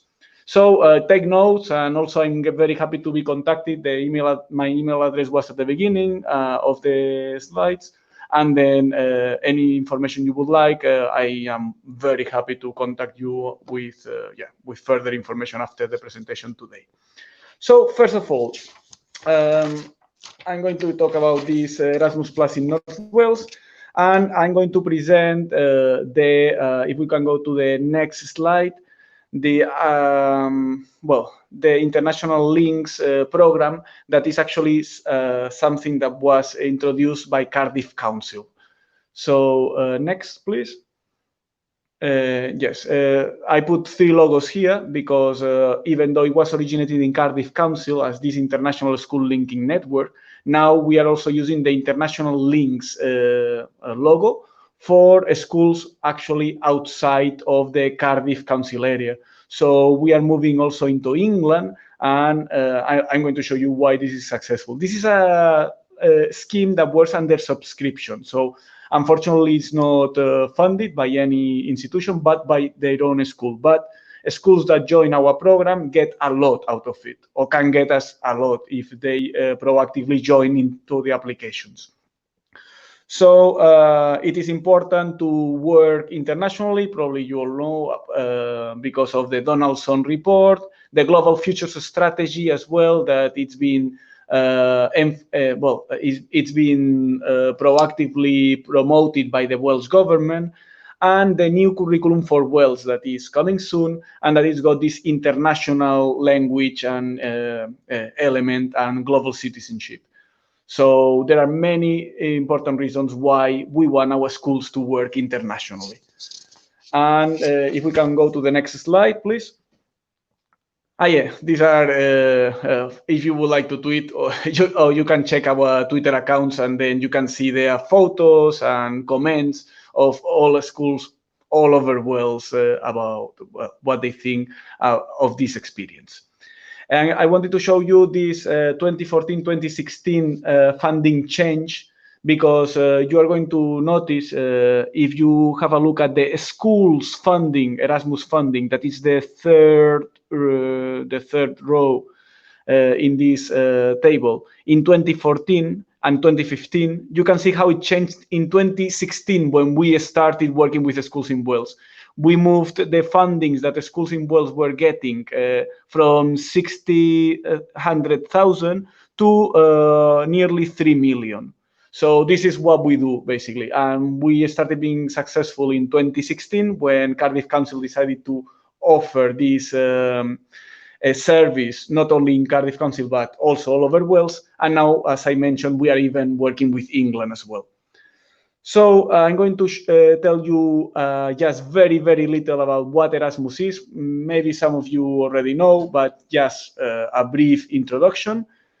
And next, please.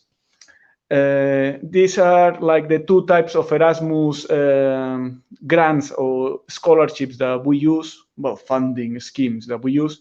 One is the Key Action 1. And Key Action 1 basically is CPD. It's for school staff training. Mainly, schools choose to train their teachers. But I usually, when I visit the schools and I talk about this service, I usually mention and emphasize that it is for any members of the staff in the school. So we've had teaching assistants and other members of the staff joining these trainings. This is the largest part of the program with under 75% of UK budget. And basically what happens here is that the teachers in your schools go for at least 1 week a year to another country to undertake a training. And the training opportunities that we've been asked to organize have been outdoor learning, digital competency. We've had, well, within digital competency, we've had workshops about robotics.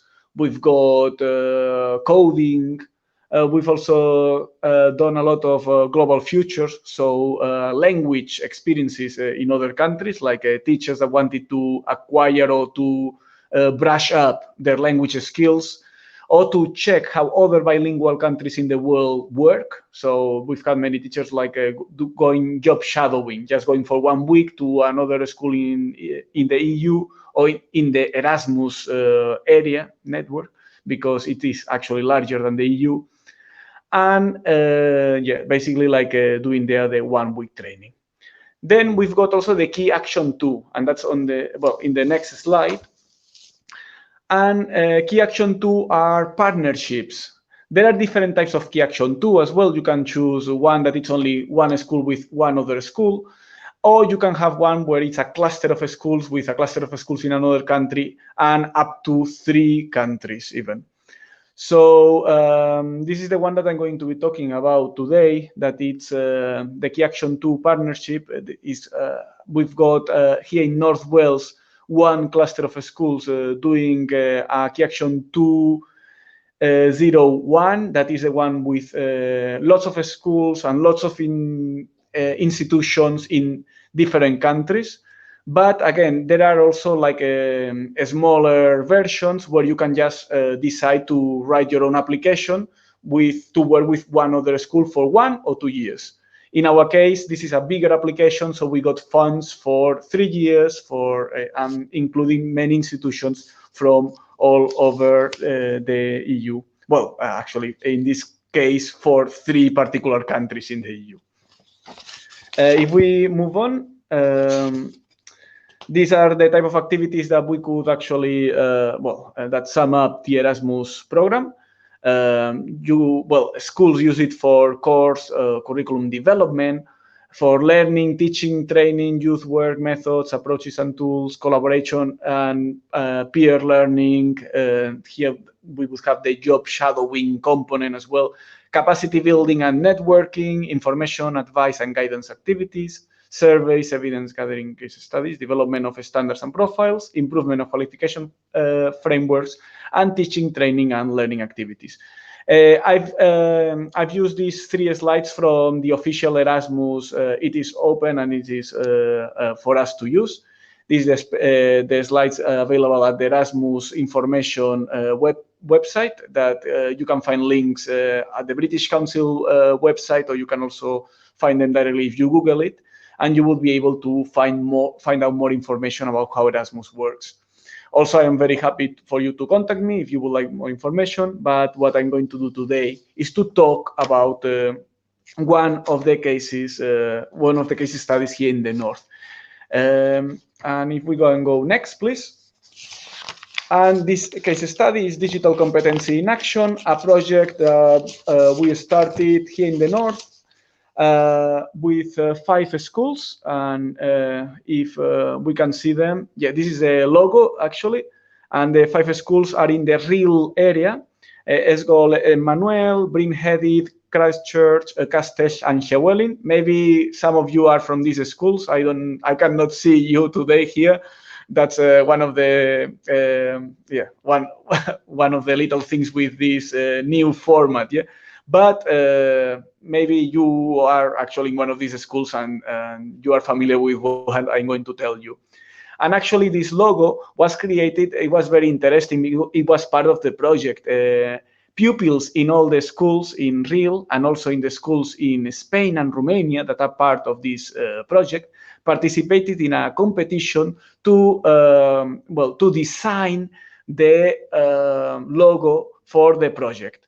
Then, well, a school in Spain, I believe, that won, and then the cluster in North Wales digitalized it, thanks to their participation in workshops in the G2G Center for Robotics and school activities that have been actually very proactively involved in this project through the schools, through the cluster in Real.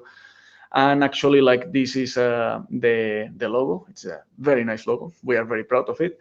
And then if you click, you'll see like the partner countries, that it's schools in Spain and local authorities in Spain, and also schools in Romania and local authorities in Romania. And then what this project has been actually particularly important for, at least in the case of the Welsh schools, is, if you click, we'll find it out. Yeah, the digital I'm missing here. Yeah, digital competency framework in Wales, and also the European digital framework. So these schools in Wales were developing the DCF for the Welsh curriculum, but also at the same time, like, they've been by engaging with the other schools, they've been actually proactively promoting the European digital framework. That actually it's the base for the Welsh one. So actually many similarities. What we've done in this project, if you click, we can see the next one. Yeah. So we started in 2017, and the project was divided in 9 terms. So like 3 terms per academic year. We started in November 2017 in Murcia, in Spain, with a transnational project meeting. These are meetings where all partners meet and discuss the progress, things to change, and the next steps in the project.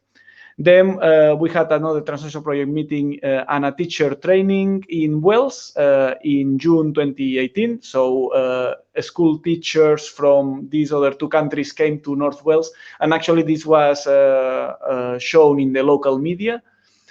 And then also we used that opportunity to take all the teachers on Thursday to the Cardiff International Conference. That it's a conference that the International School Linking and Cardiff Council organize every 18 months for partners all over the EU. And then we had this Cardiff conference was also the multiplier event. So you have here like some of the photos of the meeting in Cardiff, the teacher training in Murcia, and also some of the teachers visiting our schools in Real. You can see like that's the Rhiddlan Castle, and actually it's very near of one of the schools, Esgolecasters. So that was a beautiful extra activity for the day, like just visiting the castle and so. If you click, we'll see the next one. We continued with 2018 and 2019. We all went to Murcia for another transnational project meeting and a pupil exchange. Pupil exchange, a teacher training event, we get only the teachers traveling. With pupil exchanges, we get also a group of selected pupils traveling. We cannot get the whole school to go there, especially because it's so many schools. But what our schools did is to choose digital champions, and these digital champions were participating in different mobilities. I believe that it was 4 or 5 pupils per school. So still, you get a large group, 5 schools in Wales, so you're going to have 25 pupils already traveling to another country. And that requires also all the appropriate risk assessments and so on. So it's important to keep the numbers not so high. This is actually a photo, a very nice photo that we took in Murcia. And if we click, that we have also one more bit of information, that is the second mobility that year, a transnational project meeting in Romania and another teacher training. So the teachers were traveling to Romania to get their training there. And we visited the House of Parliament and did other activities also in Romania. Next. And this is actually in the House of Parliament, like where we were welcomed and we were like the ambassadors there, like. So next. The third term was this academic year that it's now finishing. And then we started with November 2019 Transnational Project Meeting and Pupil Exchange 2 in Wales. So we got the pupils from Romania and Spain coming here to Wales. February 2020, teachers traveled to Spain. And unfortunately, you all know what happened just after February, March. So we had another mobility. Was supposed to be a pupil exchange in Wales. So the pupils were coming to Wales. And unfortunately, we couldn't welcome them because of the COVID-19 situation. And the Erasmus scheme didn't allow us to get any extensions. So we had to finish the project this summer. That was the deadline. So sadly, we had to cancel, and there were many heartbroken pupils that were waiting for their opportunities. But they all understand that the situation is what it is. So here are some photos of these teacher trainings in Murcia and in Spain again and in Wales. And if we, next please. These are the intellectual outputs. So some of the outputs that we got out of this experience and elements that will be available to everyone who might want to use them. I'll certainly make them available to WE. And we are actually translating into Wales the final report, as I mentioned, so that it can be used by our schools and actually schools in the 3 countries or even in any other country that would like to get an example of good practice and try to see the ideas and the lesson plans that were delivered in the different schools involved in the project. So we started with a baseline assessment. This was done in October 2017 and another one in 2020. And then from the questions that we got from the beginning at the end of the project, surveying parents, teachers, and pupils, we extracted the impact in each of the schools. Each of the schools actually wrote their own impact report. Then we created a digital tool and guide thanks to Romanian and Spanish experts. And actually there is this website that now is being already uploaded where schools can actually check best practice for the use of copyrighted materials in schools and to ask questions about what can be used or what shouldn't be used. And also we created the guide for those people who wouldn't want to use or don't have access to internet so easily or don't want or cannot use the website. They can just check the guide that is in PDF. It's only been in English because we didn't get funding for the translation into the other languages, but it will be available as well now when we publish all the results. Next. We created a series of classroom materials thanks to the motivated teachers in the schools participating. And each of the schools created and delivered 9 lesson plans. So that means that because there were so many schools in the project, we got a pool of more than 100 lesson plans of different, targeting different age groups and also like different subjects to integrate, to use a digital component within that to deliver that subject. So this is a screenshot of the eTwinning website that we were using to share the information. So we were uploading their documents and everyone could have access to them. Then some photos of digital champions. I believe these are actually here in Esgol, Llywelyn. And then just doing some practices with coding and robotics. If you click, I think that there is still one more photo to go. Yes, next, please. No, it's not. Yeah. Okay, no more photos. So we move to another of the intellectual outputs. We created a pool of teacher training materials, presentations about copyright, how to use the internet in class, how to use different resources like Kahoot, Padlet, and different guides for this type of platforms online. And then many schools actually deliver teacher training within their own schools as well. So we've got all this compilation of materials to be used for teacher training in the future. Next. Then we also prepared parental engagement activities. One of the main points of this project was to get the parents involved. So that's why we actually asked them as part of the baseline assessment, and also we asked them again to get the feeling for the impact.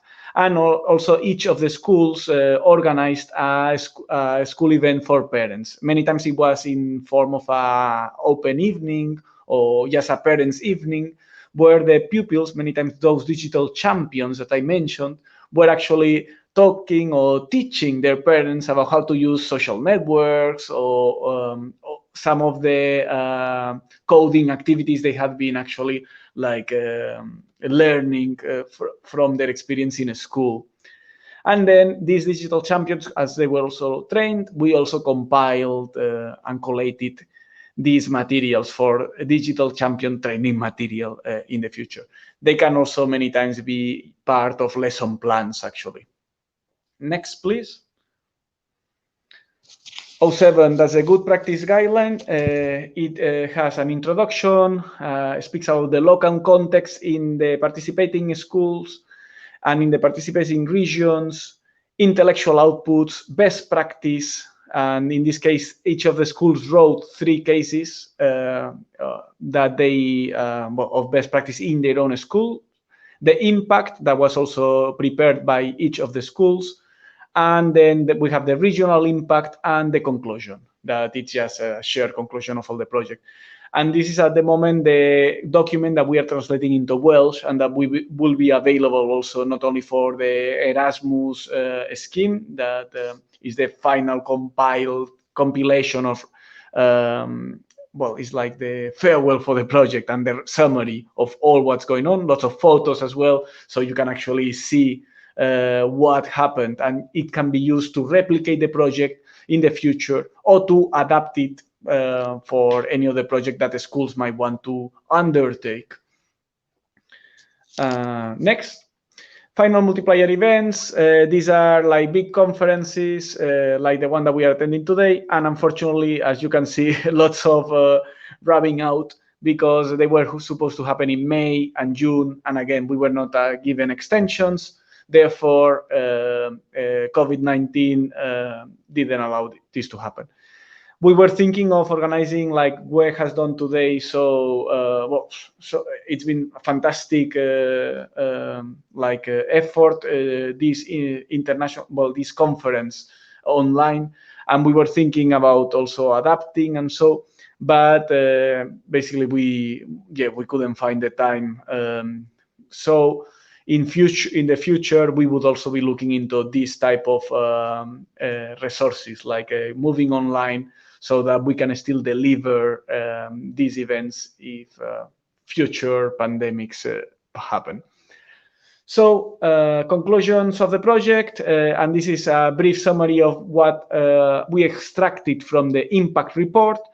There is an increased confidence in the use of learning technology amongst teachers, and a wider variety of techniques used by the teachers in all these participating countries in all the schools.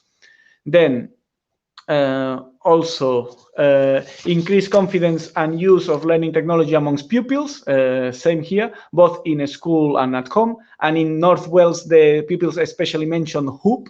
Apparently, it's taking over lots of their online learning environment, starting from their email addresses, and then like going into like this Moodle-like space. So increased knowledge and confidence of parents about the use of technology for their pupils. They were happier for the pupils to spend more time on a screen, and also acknowledging the benefits of working with tablets in the schools or with coding and so on, and even smartphones actually were mentioned. Increased knowledge of different countries, languages, and cultures among all participants to all levels. because not only the participants traveling were able to benefit of this, but actually every time that we were having a mobility, the pupils in the whole school sometimes were decorating the whole corridors. I mean, there were so many, I don't remember seeing so many Welsh love spoons ever, like as in a school in Murcia, like all the walls decorated, and lots of information. Each of the countries were researching with their pupils information about their other participating countries and stuff. So it was very enriching for language, culture, and community, and global citizenship. Increased awareness of copyright and internet safety, that was shown in the impact, so that was positive news. Next. Increased availability of home devices for pupils, and we acknowledge that it's also due to the natural pass of time. Obviously, like we moved from nearly 30% of the pupils having access to smartphones to nearly 80% in some of the schools. So that's a significant change. Next. Interest in future international partnerships. So some of the schools, and actually our schools in the real area, have applied for another Key Action 2 starting in 2020. If we are lucky, we haven't heard the result yet, but we are just waiting. And next, and that's it, I think. So quickly now I'll move to the connecting classrooms through global learning. This is also a funding opportunity. It's something that we actually do through international links as well as the Erasmus applications. So something that we could offer to any schools in our network. And I remind you that in that case of joining through the network, it is under subscription. Unfortunately, it's not fully funded, but the opportunities are brilliant. And also, like, actually, these opportunities are actually open for everyone who would like to apply if they would like, but usually it takes lots of expertise and lots of time to complete some of these applications. So this year we completed 2 applications, one for a cluster of schools that was successful to go to Zambia and to do some job shadowing there, and another one to go to Lesotho, another cluster here in the north. Next, please. This is a little video. I won't show it to you, but it's available in the Connecting Classrooms. If you go to British Council and Schools Online, you'll be able to read a lot about what the British Classrooms, the Connecting Classrooms through Global Learning is about. And you'll actually see all these promotional videos that are quite inspiring, actually. You see the teachers traveling there and enjoying themselves, by doing the job shadowing. Next. So these 2 clusters are going to Africa in this case, but Connecting Classrooms is much larger. I mean, you could be applying to go to South America, to Asia. Okay, I think that we've got, it's basically Asia, South America, and Africa, the 3 continents that you could get to travel. And traveling is actually also something that takes place within 1 week. So you will be missing only 1 week. And then what happens in that week is that you get the job shadowing experience there. And then teachers from Zambia also come to your school in Wales. So later on, in another opportunity, they also get the funds for that, to come to Wales and to observe best practice here in Wales and learn from Welsh schools. The Zambia cluster this year, it was Esgol, Betus and Ross, Brokernew, Roshellick, Bringwalia, and one more, I believe, Gwynedd. And maybe some of you are in these schools, again, I don't know. And this was actually in partnership with British Council Zambia that we completed this application. The brilliant, beautiful work of our school participants, actually. I am sometimes like a tyrant. I want, could you write this, please? And that we need this information from the schools that we cannot make up the service. So we need you to write something as well. And then I acknowledge that this is work, but makes everything much quicker and easier. Then the Lesotho cluster, we arranged it in partnership with Dolen Gymru. Maybe some of you are familiar with this as well. It's an institution that was born here in Carnarvon in North Wales, but then it moved to Cardiff when it became bigger. And it's actually involved in partnership work between schools in Lesotho and Wales. So in this case, it's Esgol Alin, Esgol Brindeva, and Esgol Brochet, And then at the moment, what's happened, you see here the COVID-19 here. By the way, very beautiful photo. I don't know if Caris might be here or not, in Betus and Ross, because they were part of a successful application also 2 years ago. So they joined this application again, and they were to go to Zambia again. This photo was taken the first time they were in Zambia. And unfortunately, all the mobilities are at the moment on hold because of the COVID-19 crisis. The British Council is overseeing this situation, and we are seeing if we can run the mobilities maybe from September, if we are lucky, otherwise from January, let's see. But at the moment, the funds are there. We were successful. And we're just waiting for the British Council to give us and COVID-19, obviously, to give us the green light. Next, please. And now, last but not least, I'm going to talk about international languages in schools in North Wales. That's something we do also from Bangor University. And this is actually something that is fully funded. So it's the Roots into Languages Gymru project. Maybe some of you are familiar also, we have been involved with this project. Actually, I think that even we on Esgol Craig, we've had a student language ambassador delivering language taster sessions there at some point last year. So what we do, I'm going to tell you what we do actually now. It's, next. Roots Gymru, it's a project that it's run all over Wales, and I am the coordinator here in the north. My office is at Bangor University, as Gavin mentioned at the beginning, but I forgot to say. So any of you also being in Bangor, I would be happy to welcome you in my office to talk about any of these projects. And then what we do is we deliver pupil-focused program of activities working closely with secondary and increasingly primary schools in across Wales. And especially this increasingly with primary is especially important because of the new curriculum for Wales and how international languages are introduced at the primary level.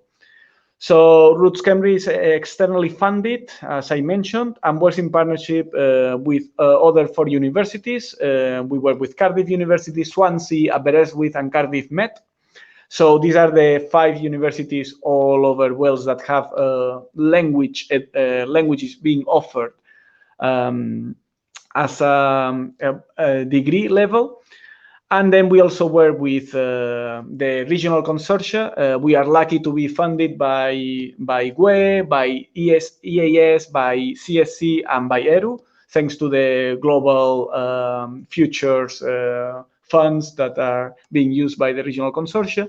And then we are also funded by the British Council and the European Commission up to just about the middle of this academic year, because obviously we all know what's happening with our relationship with the European Commission. So we'll be losing their funds. We are working in the planning of a toolkit at the moment for primary schools to deliver the international language element of the new curriculum for Wales. That's actually where most of our efforts are going now, since we started having the COVID-19 crisis and we had to cancel so many other events. We are focusing now in the creation and of this toolkit that will be available for everyone to use in any school. And we are trying to make it as general as possible so they can be used to promote any languages that the school wishes to promote. This will be available on our website, by the way, Roots Gymru. So I think that the website is at the end of in one of the slides, so you can have a look. At the moment, it's not there. We are developing it, but it will be. And yes, since 2016, Roots Cambridge has been devolved to university sector, as I mentioned. From 2016 to the present, we've actually enabled interaction with over 160 secondary and primary schools all over Wales. And we also work closely with language institutes. And I put here some of the logo. Goethe Institute to promote German, the Education Office of the Spanish Embassy to promote Spanish, and the Institut Français for French. Next. And then our most valued asset is our student language ambassadors. These are student language ambassadors in these universities. So university students, in our case, we use the Bangor SLAs, obviously, that's the ones I coordinate. And we train them to work in schools and to deliver career talks or taster sessions of one of the languages they are studying.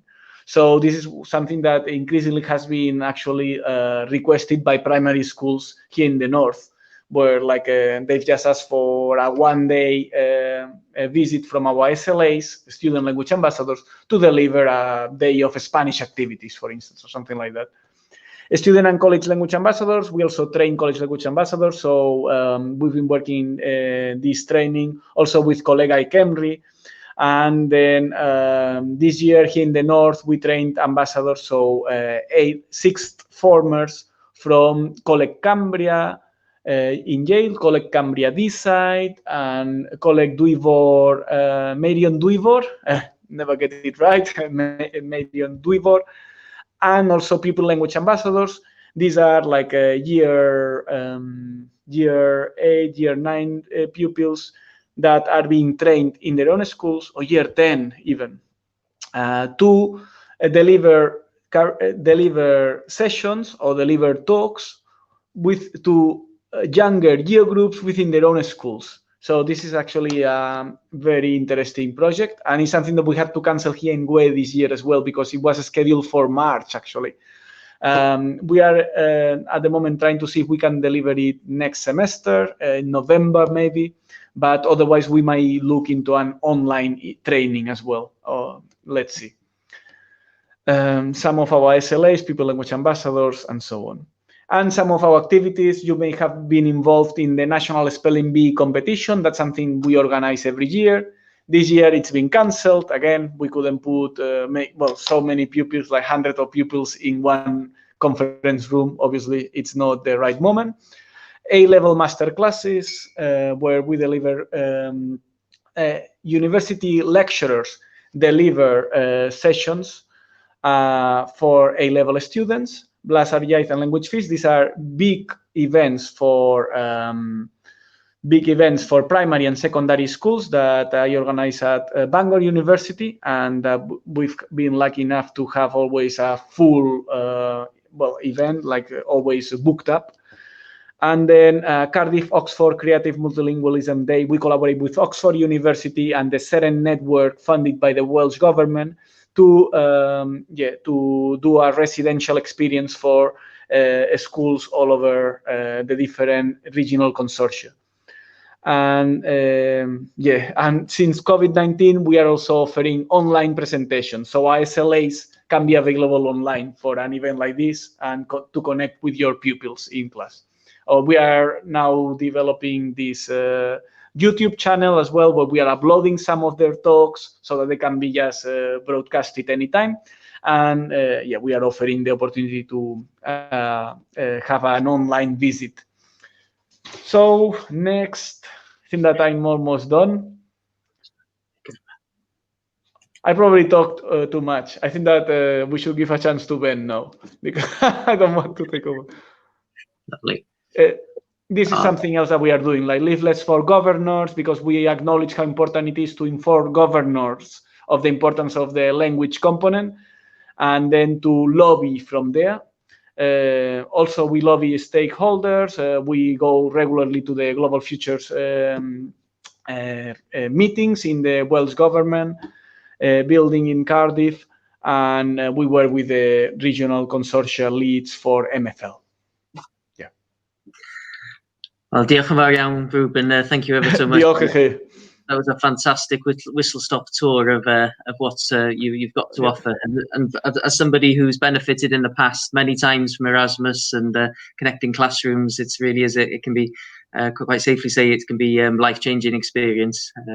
So diolch yn fawr iawn for that. And I know all the information that you've been talking about now and that all the presentation will be available for people to see and your details to get in touch with you. And thank you on behalf of everybody here in Gwe for what you do. You make schools' lives a lot easier by completing those forms and getting them ready and assisting them with their applications. So diolch yn fawr iawn, Ruben. Diolch i chi. Diolch yn fawr. Thanks, Ruben. So now we're going to try with Ben again. So hopefully the technology is working. So fingers crossed. Is it working? Yes, we've got you. Oh my God. You cannot imagine. I spent most of Ruben's presentation scourging through my basement to find some prehistoric headphones. I'm so happy I didn't need to use them. So Ben, straight over to you. I've got your presentation here ready. We're good to go. Diolch, Ben. Great. Well, I mean, yeah, thank you, Gavin and Guillaume, for inviting me to this conference and giving me a space to talk a bit about the Kindness School Foundation, about what we do and why we're doing what we do. It's been a very, I guess, difficult time for everyone around the world, but it's been really inspiring to see how people have kind of come together to make things work. And thanks again for in the nick of time, kind of burning the midnight oil and going from physical to digital with the conference. So yeah, I want to keep it short. I don't want to go into too much detail, but to tell you a bit about why it is that I started a project focused on kindness and what it is that we actually do. I think to start off, there's kind of two things that I've learned from the past, which are always very helpful to start off with. The first one is that, Gavin, if you can click onto the first, yeah. So the first one is that I'm not a teacher. I think that's kind of important to say. I come from a family of teachers. About 70% of my family at some point in time was in the teaching profession. And I decided I didn't want to become a teacher, but somehow I ended up back in the education system from a different perspective. But that in mind, knowing that I am not a teacher, I really emphasize working with teachers to make sure that whatever we do actually has some sort of value and that is kind of looked at from an expert perspective as well. The other one is, I don't think I'm a particularly kind person. I don't think I'm unkind in that sense either. But I've been, my friends jokingly over the past 2 years they started calling me Mr. Kindness because I keep doing projects around kindness. But kind of what this means to me, what kindness means to me and this project means to me is less, kindness is really important, and I guess it's the fundamental word that you could associate with the project, but it's in a broader sense, it's about, I think, the values and the social emotional skills that I believe are really necessary in today's world. So just as it is called the Kindness School Foundation, what I've been trying to do is about empathy, it's about compassion, it's about social emotional skills. So that's just the kind of the basics. So maybe a little bit about why kindness and why social emotional skills. And for me, there's two main reasons why I think kindness and empathy and compassion are so incredibly important. The first one relates to the Sustainable Development Goals. Some of you might know a lot about the Sustainable Development Goals. Some of you might have heard of them, but they're essentially a set of 17 goals that have been adopted by UN member states and that need to be reached by 2030. And they're essentially a kind of a call to action for us to tackle, for the world to tackle the most pressing challenges that we face. And they include topics around, well, access to quality education, of course, gender equality, reducing hunger and poverty, and protecting the natural environment. They are pressing challenges, without a doubt, that require our immediate attention. And we have theoretically 10 years to achieve these goals. And over the past years, with a background in social entrepreneurship and social innovation, I've spent a lot of time working with very inspiring people who are all working towards one or a few of these goals with their respective projects. And so when the point in time came where I had to ask myself, what is my contribution towards these goals?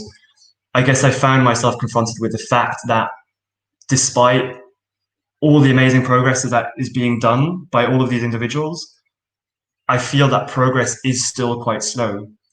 And although there is a growing awareness, I feel, among all of these topics relating to the Sustainable Development Goals, I feel that there is a gap between knowing about the challenges that the world faces, and getting people to actively take action to solve those challenges.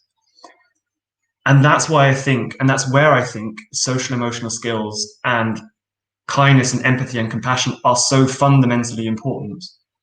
Because to tackle these challenges, let's say climate change, we need to be able to take action that might not directly benefit ourselves, but might benefit someone on the other side of the planet whom we've never met before, or someone who's not even born yet. And I think this requires such a profound sense of empathy and compassion that, without sounding too pessimistic, I feel we haven't yet got to that stage yet in order to effectively tackle those challenges. And that is why I decided that my contribution towards the Sustainable Development Goals would be to support schools on their journey to teaching those values of kindness and empathy and compassion that I think are so important to bring forward a new generation that will actually act to tackle those challenges. So that's the long explanation to the first reason why I started the Kindness School Foundation, why I started a project around kindness. And the second one, if we can move, yeah, thank you, Gavin. The second one relates to technology. And this may sound somewhat futuristic to some extent, but we all know how technology has become a very dominant part in our society today. And one thing that is often referred to is the fourth industrial revolution, which is the time between today and 2030 where technology is predicted to take over more and more parts of industrial processes, of tasks that people are doing in companies today. And the result is that there is a prediction for a very large shift in the labor market and for the skills that are going to be necessary in that labor market. Gavin, if you can click once more. Great, thanks. And so that's the other reason. If education is about preparing children for the world that they're going to enter tomorrow, then I think it's about understanding what that world will look like. And by all means, it seems that social emotional skills are going to be so fundamentally important in a world where technology takes over some parts of the jobs that we do. And we as humans will be focusing much more on the things that machines can't do. And those are things like showing empathy, caring for each other, and being creative. And that's why I think social emotional learning is such a fundamentally important part of education. So those are essentially the two reasons why I started a project around kindness, why I started to dive into the world of social emotional learning. And starting with kindness, the question is, of course, well, how do you teach children to be more kind to each other? How do you teach them that there is a beauty in being kind to someone and receiving kindness? And obviously, I think we can agree that simply, talking to defining kindness to a group of children is probably not enough. but it's about those experiences that we have with each other on a daily basis, the stories that we have that really help us understand the benefits of being kind to each other.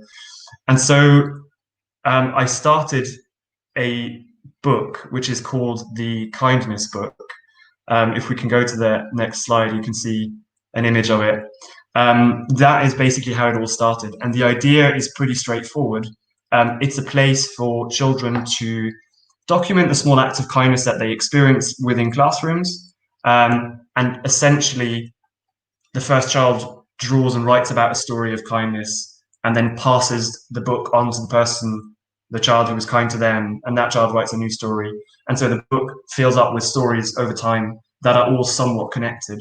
I actually have a little video, and I'm going to hope technology is going to be kind to us this time. We have a little video about the book.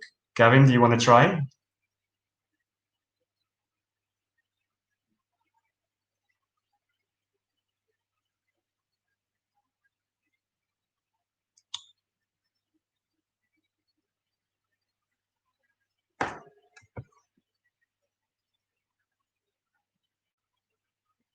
I don't think it's going to work. I do have my screen here that I can share. I have the video open. I thought that might happen. I can share the screen if you would like.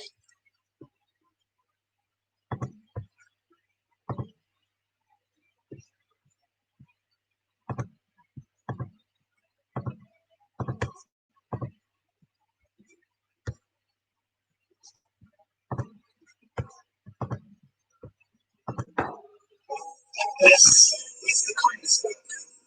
It collects moments of kindness. I feel down and get me up. Passing from one child to the next. From the storyteller to the child that was kind to them.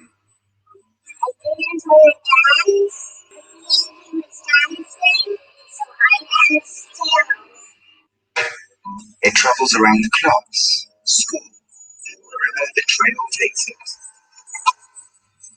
My cat was murdered by accident, and he had to get to the vet, but my friend Iris, she lets outside my pain. One time I lost my self-confidence, and my friend helped me get it back by saying nice things that I never knew I could do, and he was right. And then I got my self-confidence back. I felt my spirits up, and the refrain out sheet. I put my out here.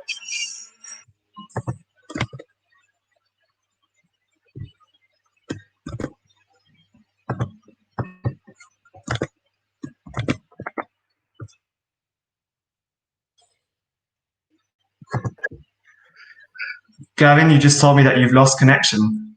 Yeah, sorry, Ben, we missed the video. We lost internet connection here, so apologies. Oh, I'm sorry. I don't know if the rest of the participants saw the video. Yeah, I don't think we did at all, Ben. Okay, would you like me to play that again? No, I don't think we can get it to work, you know, so apologize. Okay. What we can do is we can put a link to it where it's on a site somewhere, so people can watch it at a time that after this. Yeah. Okay. Thanks. Technology is not being nice to us today. Anyway, yeah, we'll share the link, and so essentially what we did is what I did is I collected a bunch of money. I collected some funds to print a whole bunch of kindness books, and we sent out over 3,000 books to schools across, I think, 41 countries. And what we did is we started collecting the stories, and a lot of the stories that we got back were just absolutely amazing, and the feedback was brilliant as well. We had what our plan was to collect these stories and project them onto the House of Commons last year during times of Brexit to kind of highlight the importance of being kind to each other, which I thought would have been, in theory, a good point in time to do that. Unfortunately, because of Brexit, it was so difficult to actually follow on and to actually book the House of Commons. So we've moved that backwards a bit, probably to next year. Nonetheless, it'll be a good time to talk about kindness, I think. So that's the kind of the story behind the book, which originated, which kicked off a project about kindness. And throughout the whole journey, I was approached by a lot of teachers who asked me for additional resources to complement the book, and that they could use, especially in the English context, in the English primary school context, to go alongside with the new health education and relationship education subjects that are going to be introduced this September. So that really kind of kicked off a journey from taking a book and taking it more into a whole school approach and developing lesson plans and presentations that teachers can use to talk about a variety of different subjects, all related to kindness. Gavin, if you can click another slide. Oh yeah, those are some of the stories that we collected, and we can go one more as well. So what we basically came up with is something that we call the philosophy of kindness, and it's built on 3 principles, which is about being kind to yourself, being kind to the people around you, and being kind to the planet and the wider world. And in the simplest form, it's really about kindness towards yourself, which is about talking about mental well-being, talking about physical health, and framing it in a way to show children that taking care of your mental and physical well-being is an act of kindness towards yourself. Kindness towards others is about showing children the importance of building meaningful and long-lasting relationships, respecting each other, being tolerant, and that is a fundamental principle of a strong and a healthy society. And then kindness towards the planet and the wider world is about encouraging teachers and encouraging children to learn about the global challenges that I talked about right at the start, getting them to learn about things like climate change or gender inequality or poverty, but also to make them understand that they as an individual can actually have an influence on the world and the way that the world works, and that they don't just need to be bystanders, but that they actually can take action to influence the world in the way that they think it should be working.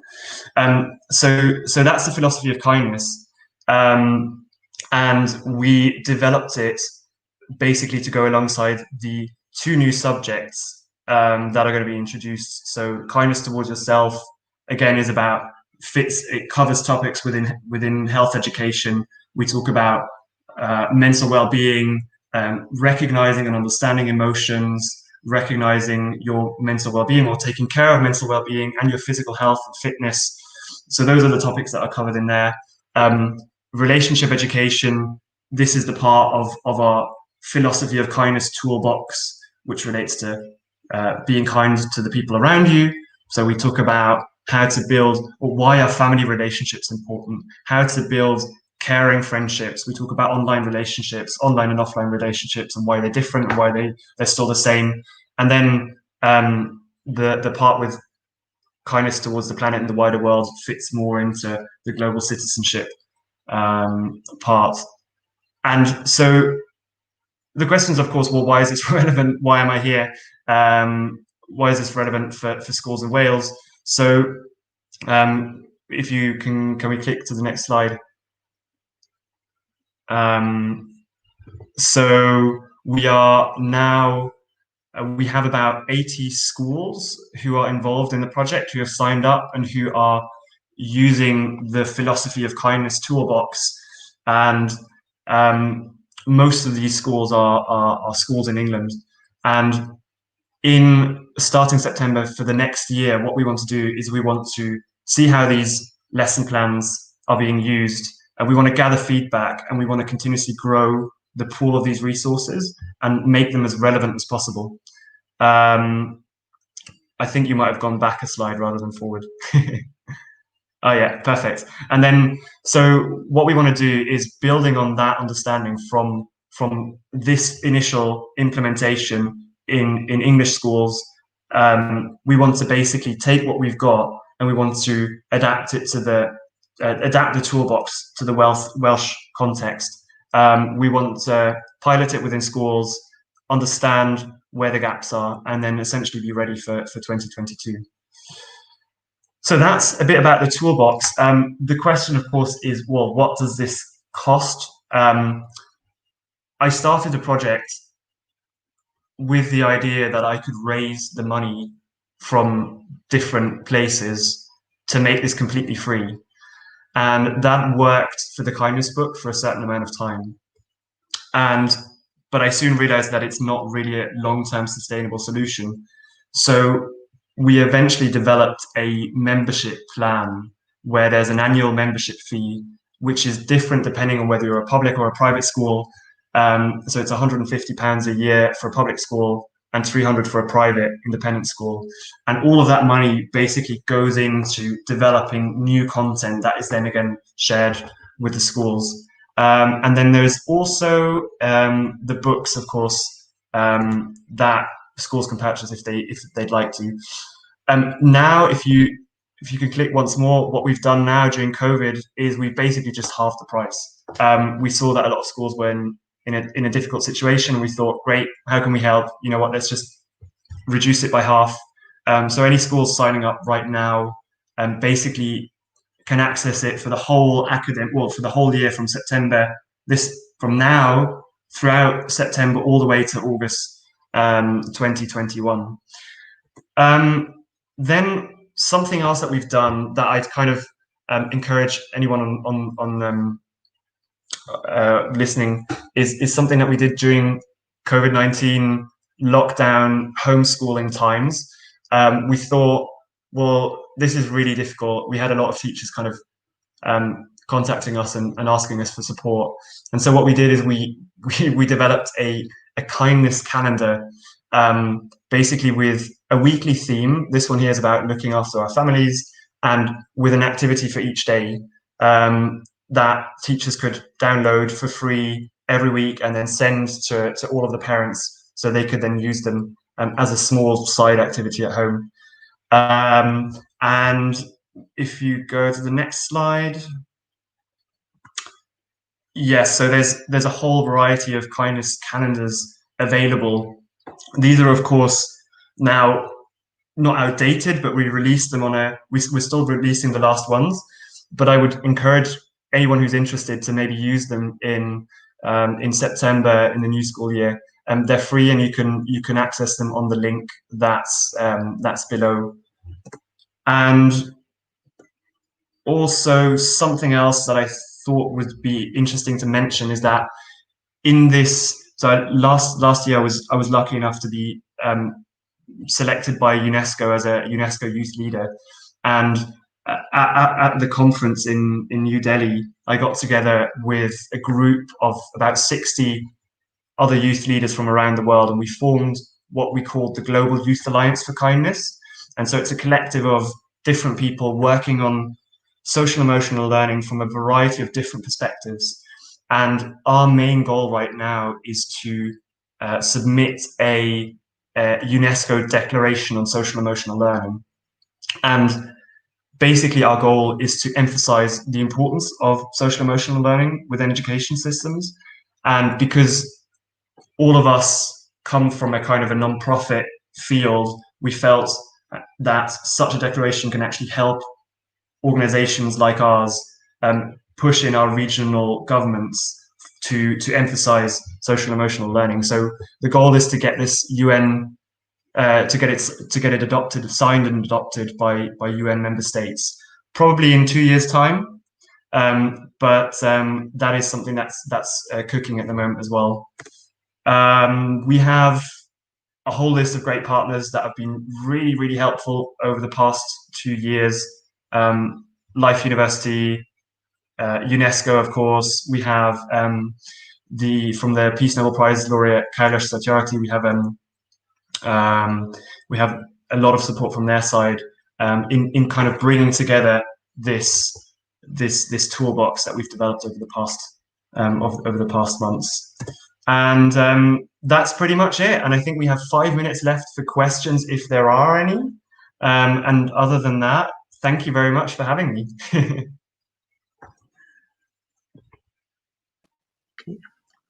Well, diolch yn fawr iawn, Ben. Thank you ever so much indeed. That was that's a great idea. And in this time that we're in at the moment, yes, you're absolutely right. You know, it's a time to be kind to each other, to be empathetic, and have those true values that you've just explained through to us now.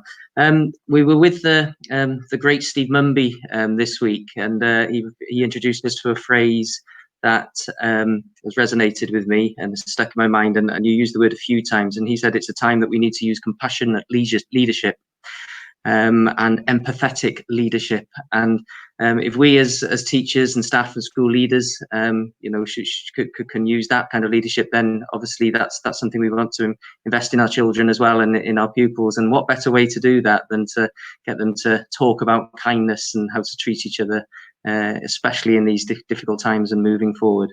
So you've given us a lot to think about. Diolch yn fawr iawn, and I know you've given up your time to be with us, and sorry for the technical hitches, but I think it all came over loud and clear. So, thanks a lot, Ben. Diolch yn fawr iawn. Right, well, dyna diwedd yn gynhadledd ni heddiw. Diolch yn fawr iawn. Mae gen i un neu ddau o bethau pobl i ddiolch yn y munud, ond dwi'n gobeithio ydych chi wedi cael diwrnod da. I hope you've had a good day. We'll keep referring back to the curriculum for Wales and the 4 purposes, y 4 diben. Yn enwedig dinasyddion egwyddorol gwybodus ac unigolion iach hyderus, dwi'n siŵr, especially ethical informed citizens and healthy confident individuals within the new curriculum. What an opportunity we've got here in Wales. We've got a fantastic opportunity with our new curriculum on the horizon, and once we have this situation out the way, I'm sure we can drive forward with that. And who knows, you know, the time we've had over the last few months may actually have brought us closer to reaching that goal. Cyfleoedd anhygoel i symud ymlaen i'r curriculum newydd. Dwi just am gorffen, I'm just going to finish by thanking a few people, so I'll gorffen trwy diolch i ambell berson. Mae gennym ni llawer o bobl i diolch, ond yn gyntaf gai diolch i chi i wrando, pawb sydd wedi ymuno fo ni heddiw. Da ni wedi cael dros 240 o bobl yn checio mewn yn ystod y diwrnod. We've had over 240 people checking in during the day and listening to parts of the day, so huge thank you to you for that. Diolch yn fawr iawn i'n siaradwyr ni, Jazz, Claire a Nina o Glyndŵr, Merfi a James, Anna o'r Senedd, Ieuenctid, Nick Butter, Joe, Miguel, ffrindiau o Rhyngwladol, Ben, Ruben yn y sesiwn olaf. And hefyd, just 2 person dwi eisiau diolch. I've got to first of all thank the gentleman who sit over. You haven't seen him right the way through the session, but diolch yn fawr iawn i Gwion in dyn tech ni. Gwion sitting over here in the corner and has done an amazing job putting all this up today. Perhaps a way of working in the future. Ella hwnna di'r dyfodol. But the main person I want to thank today really is here, Gavin Cass. Gavin's put all this together. Diolch yn fawr iawn i Gavin. He's spent a lot of time contacting people, and yeah, this is his day, he realised. So yeah, being pioneering in himself. So diolch yn fawr iawn i chdi, Gavin. Okay, like to say anything? No, just thank you very much for everybody tuning in, and I'm ready to go and sit in a dark room. Diolch, Gavin. So diolch yn fawr iawn pawb. A cofiwch, sgwennwch unrhyw beth yn yr ochr. Keep writing things in the side if you haven't given us any feedback. Unrhyw adborth werthfawr. So diolch yn fawr iawn, and just remember, you can watch all this again or share it amongst your friends. It'll be on the GWER website. We tweet it out again, and it'll be on our new GWER YouTube channel. So diolch yn fawr iawn pawb. Nos da.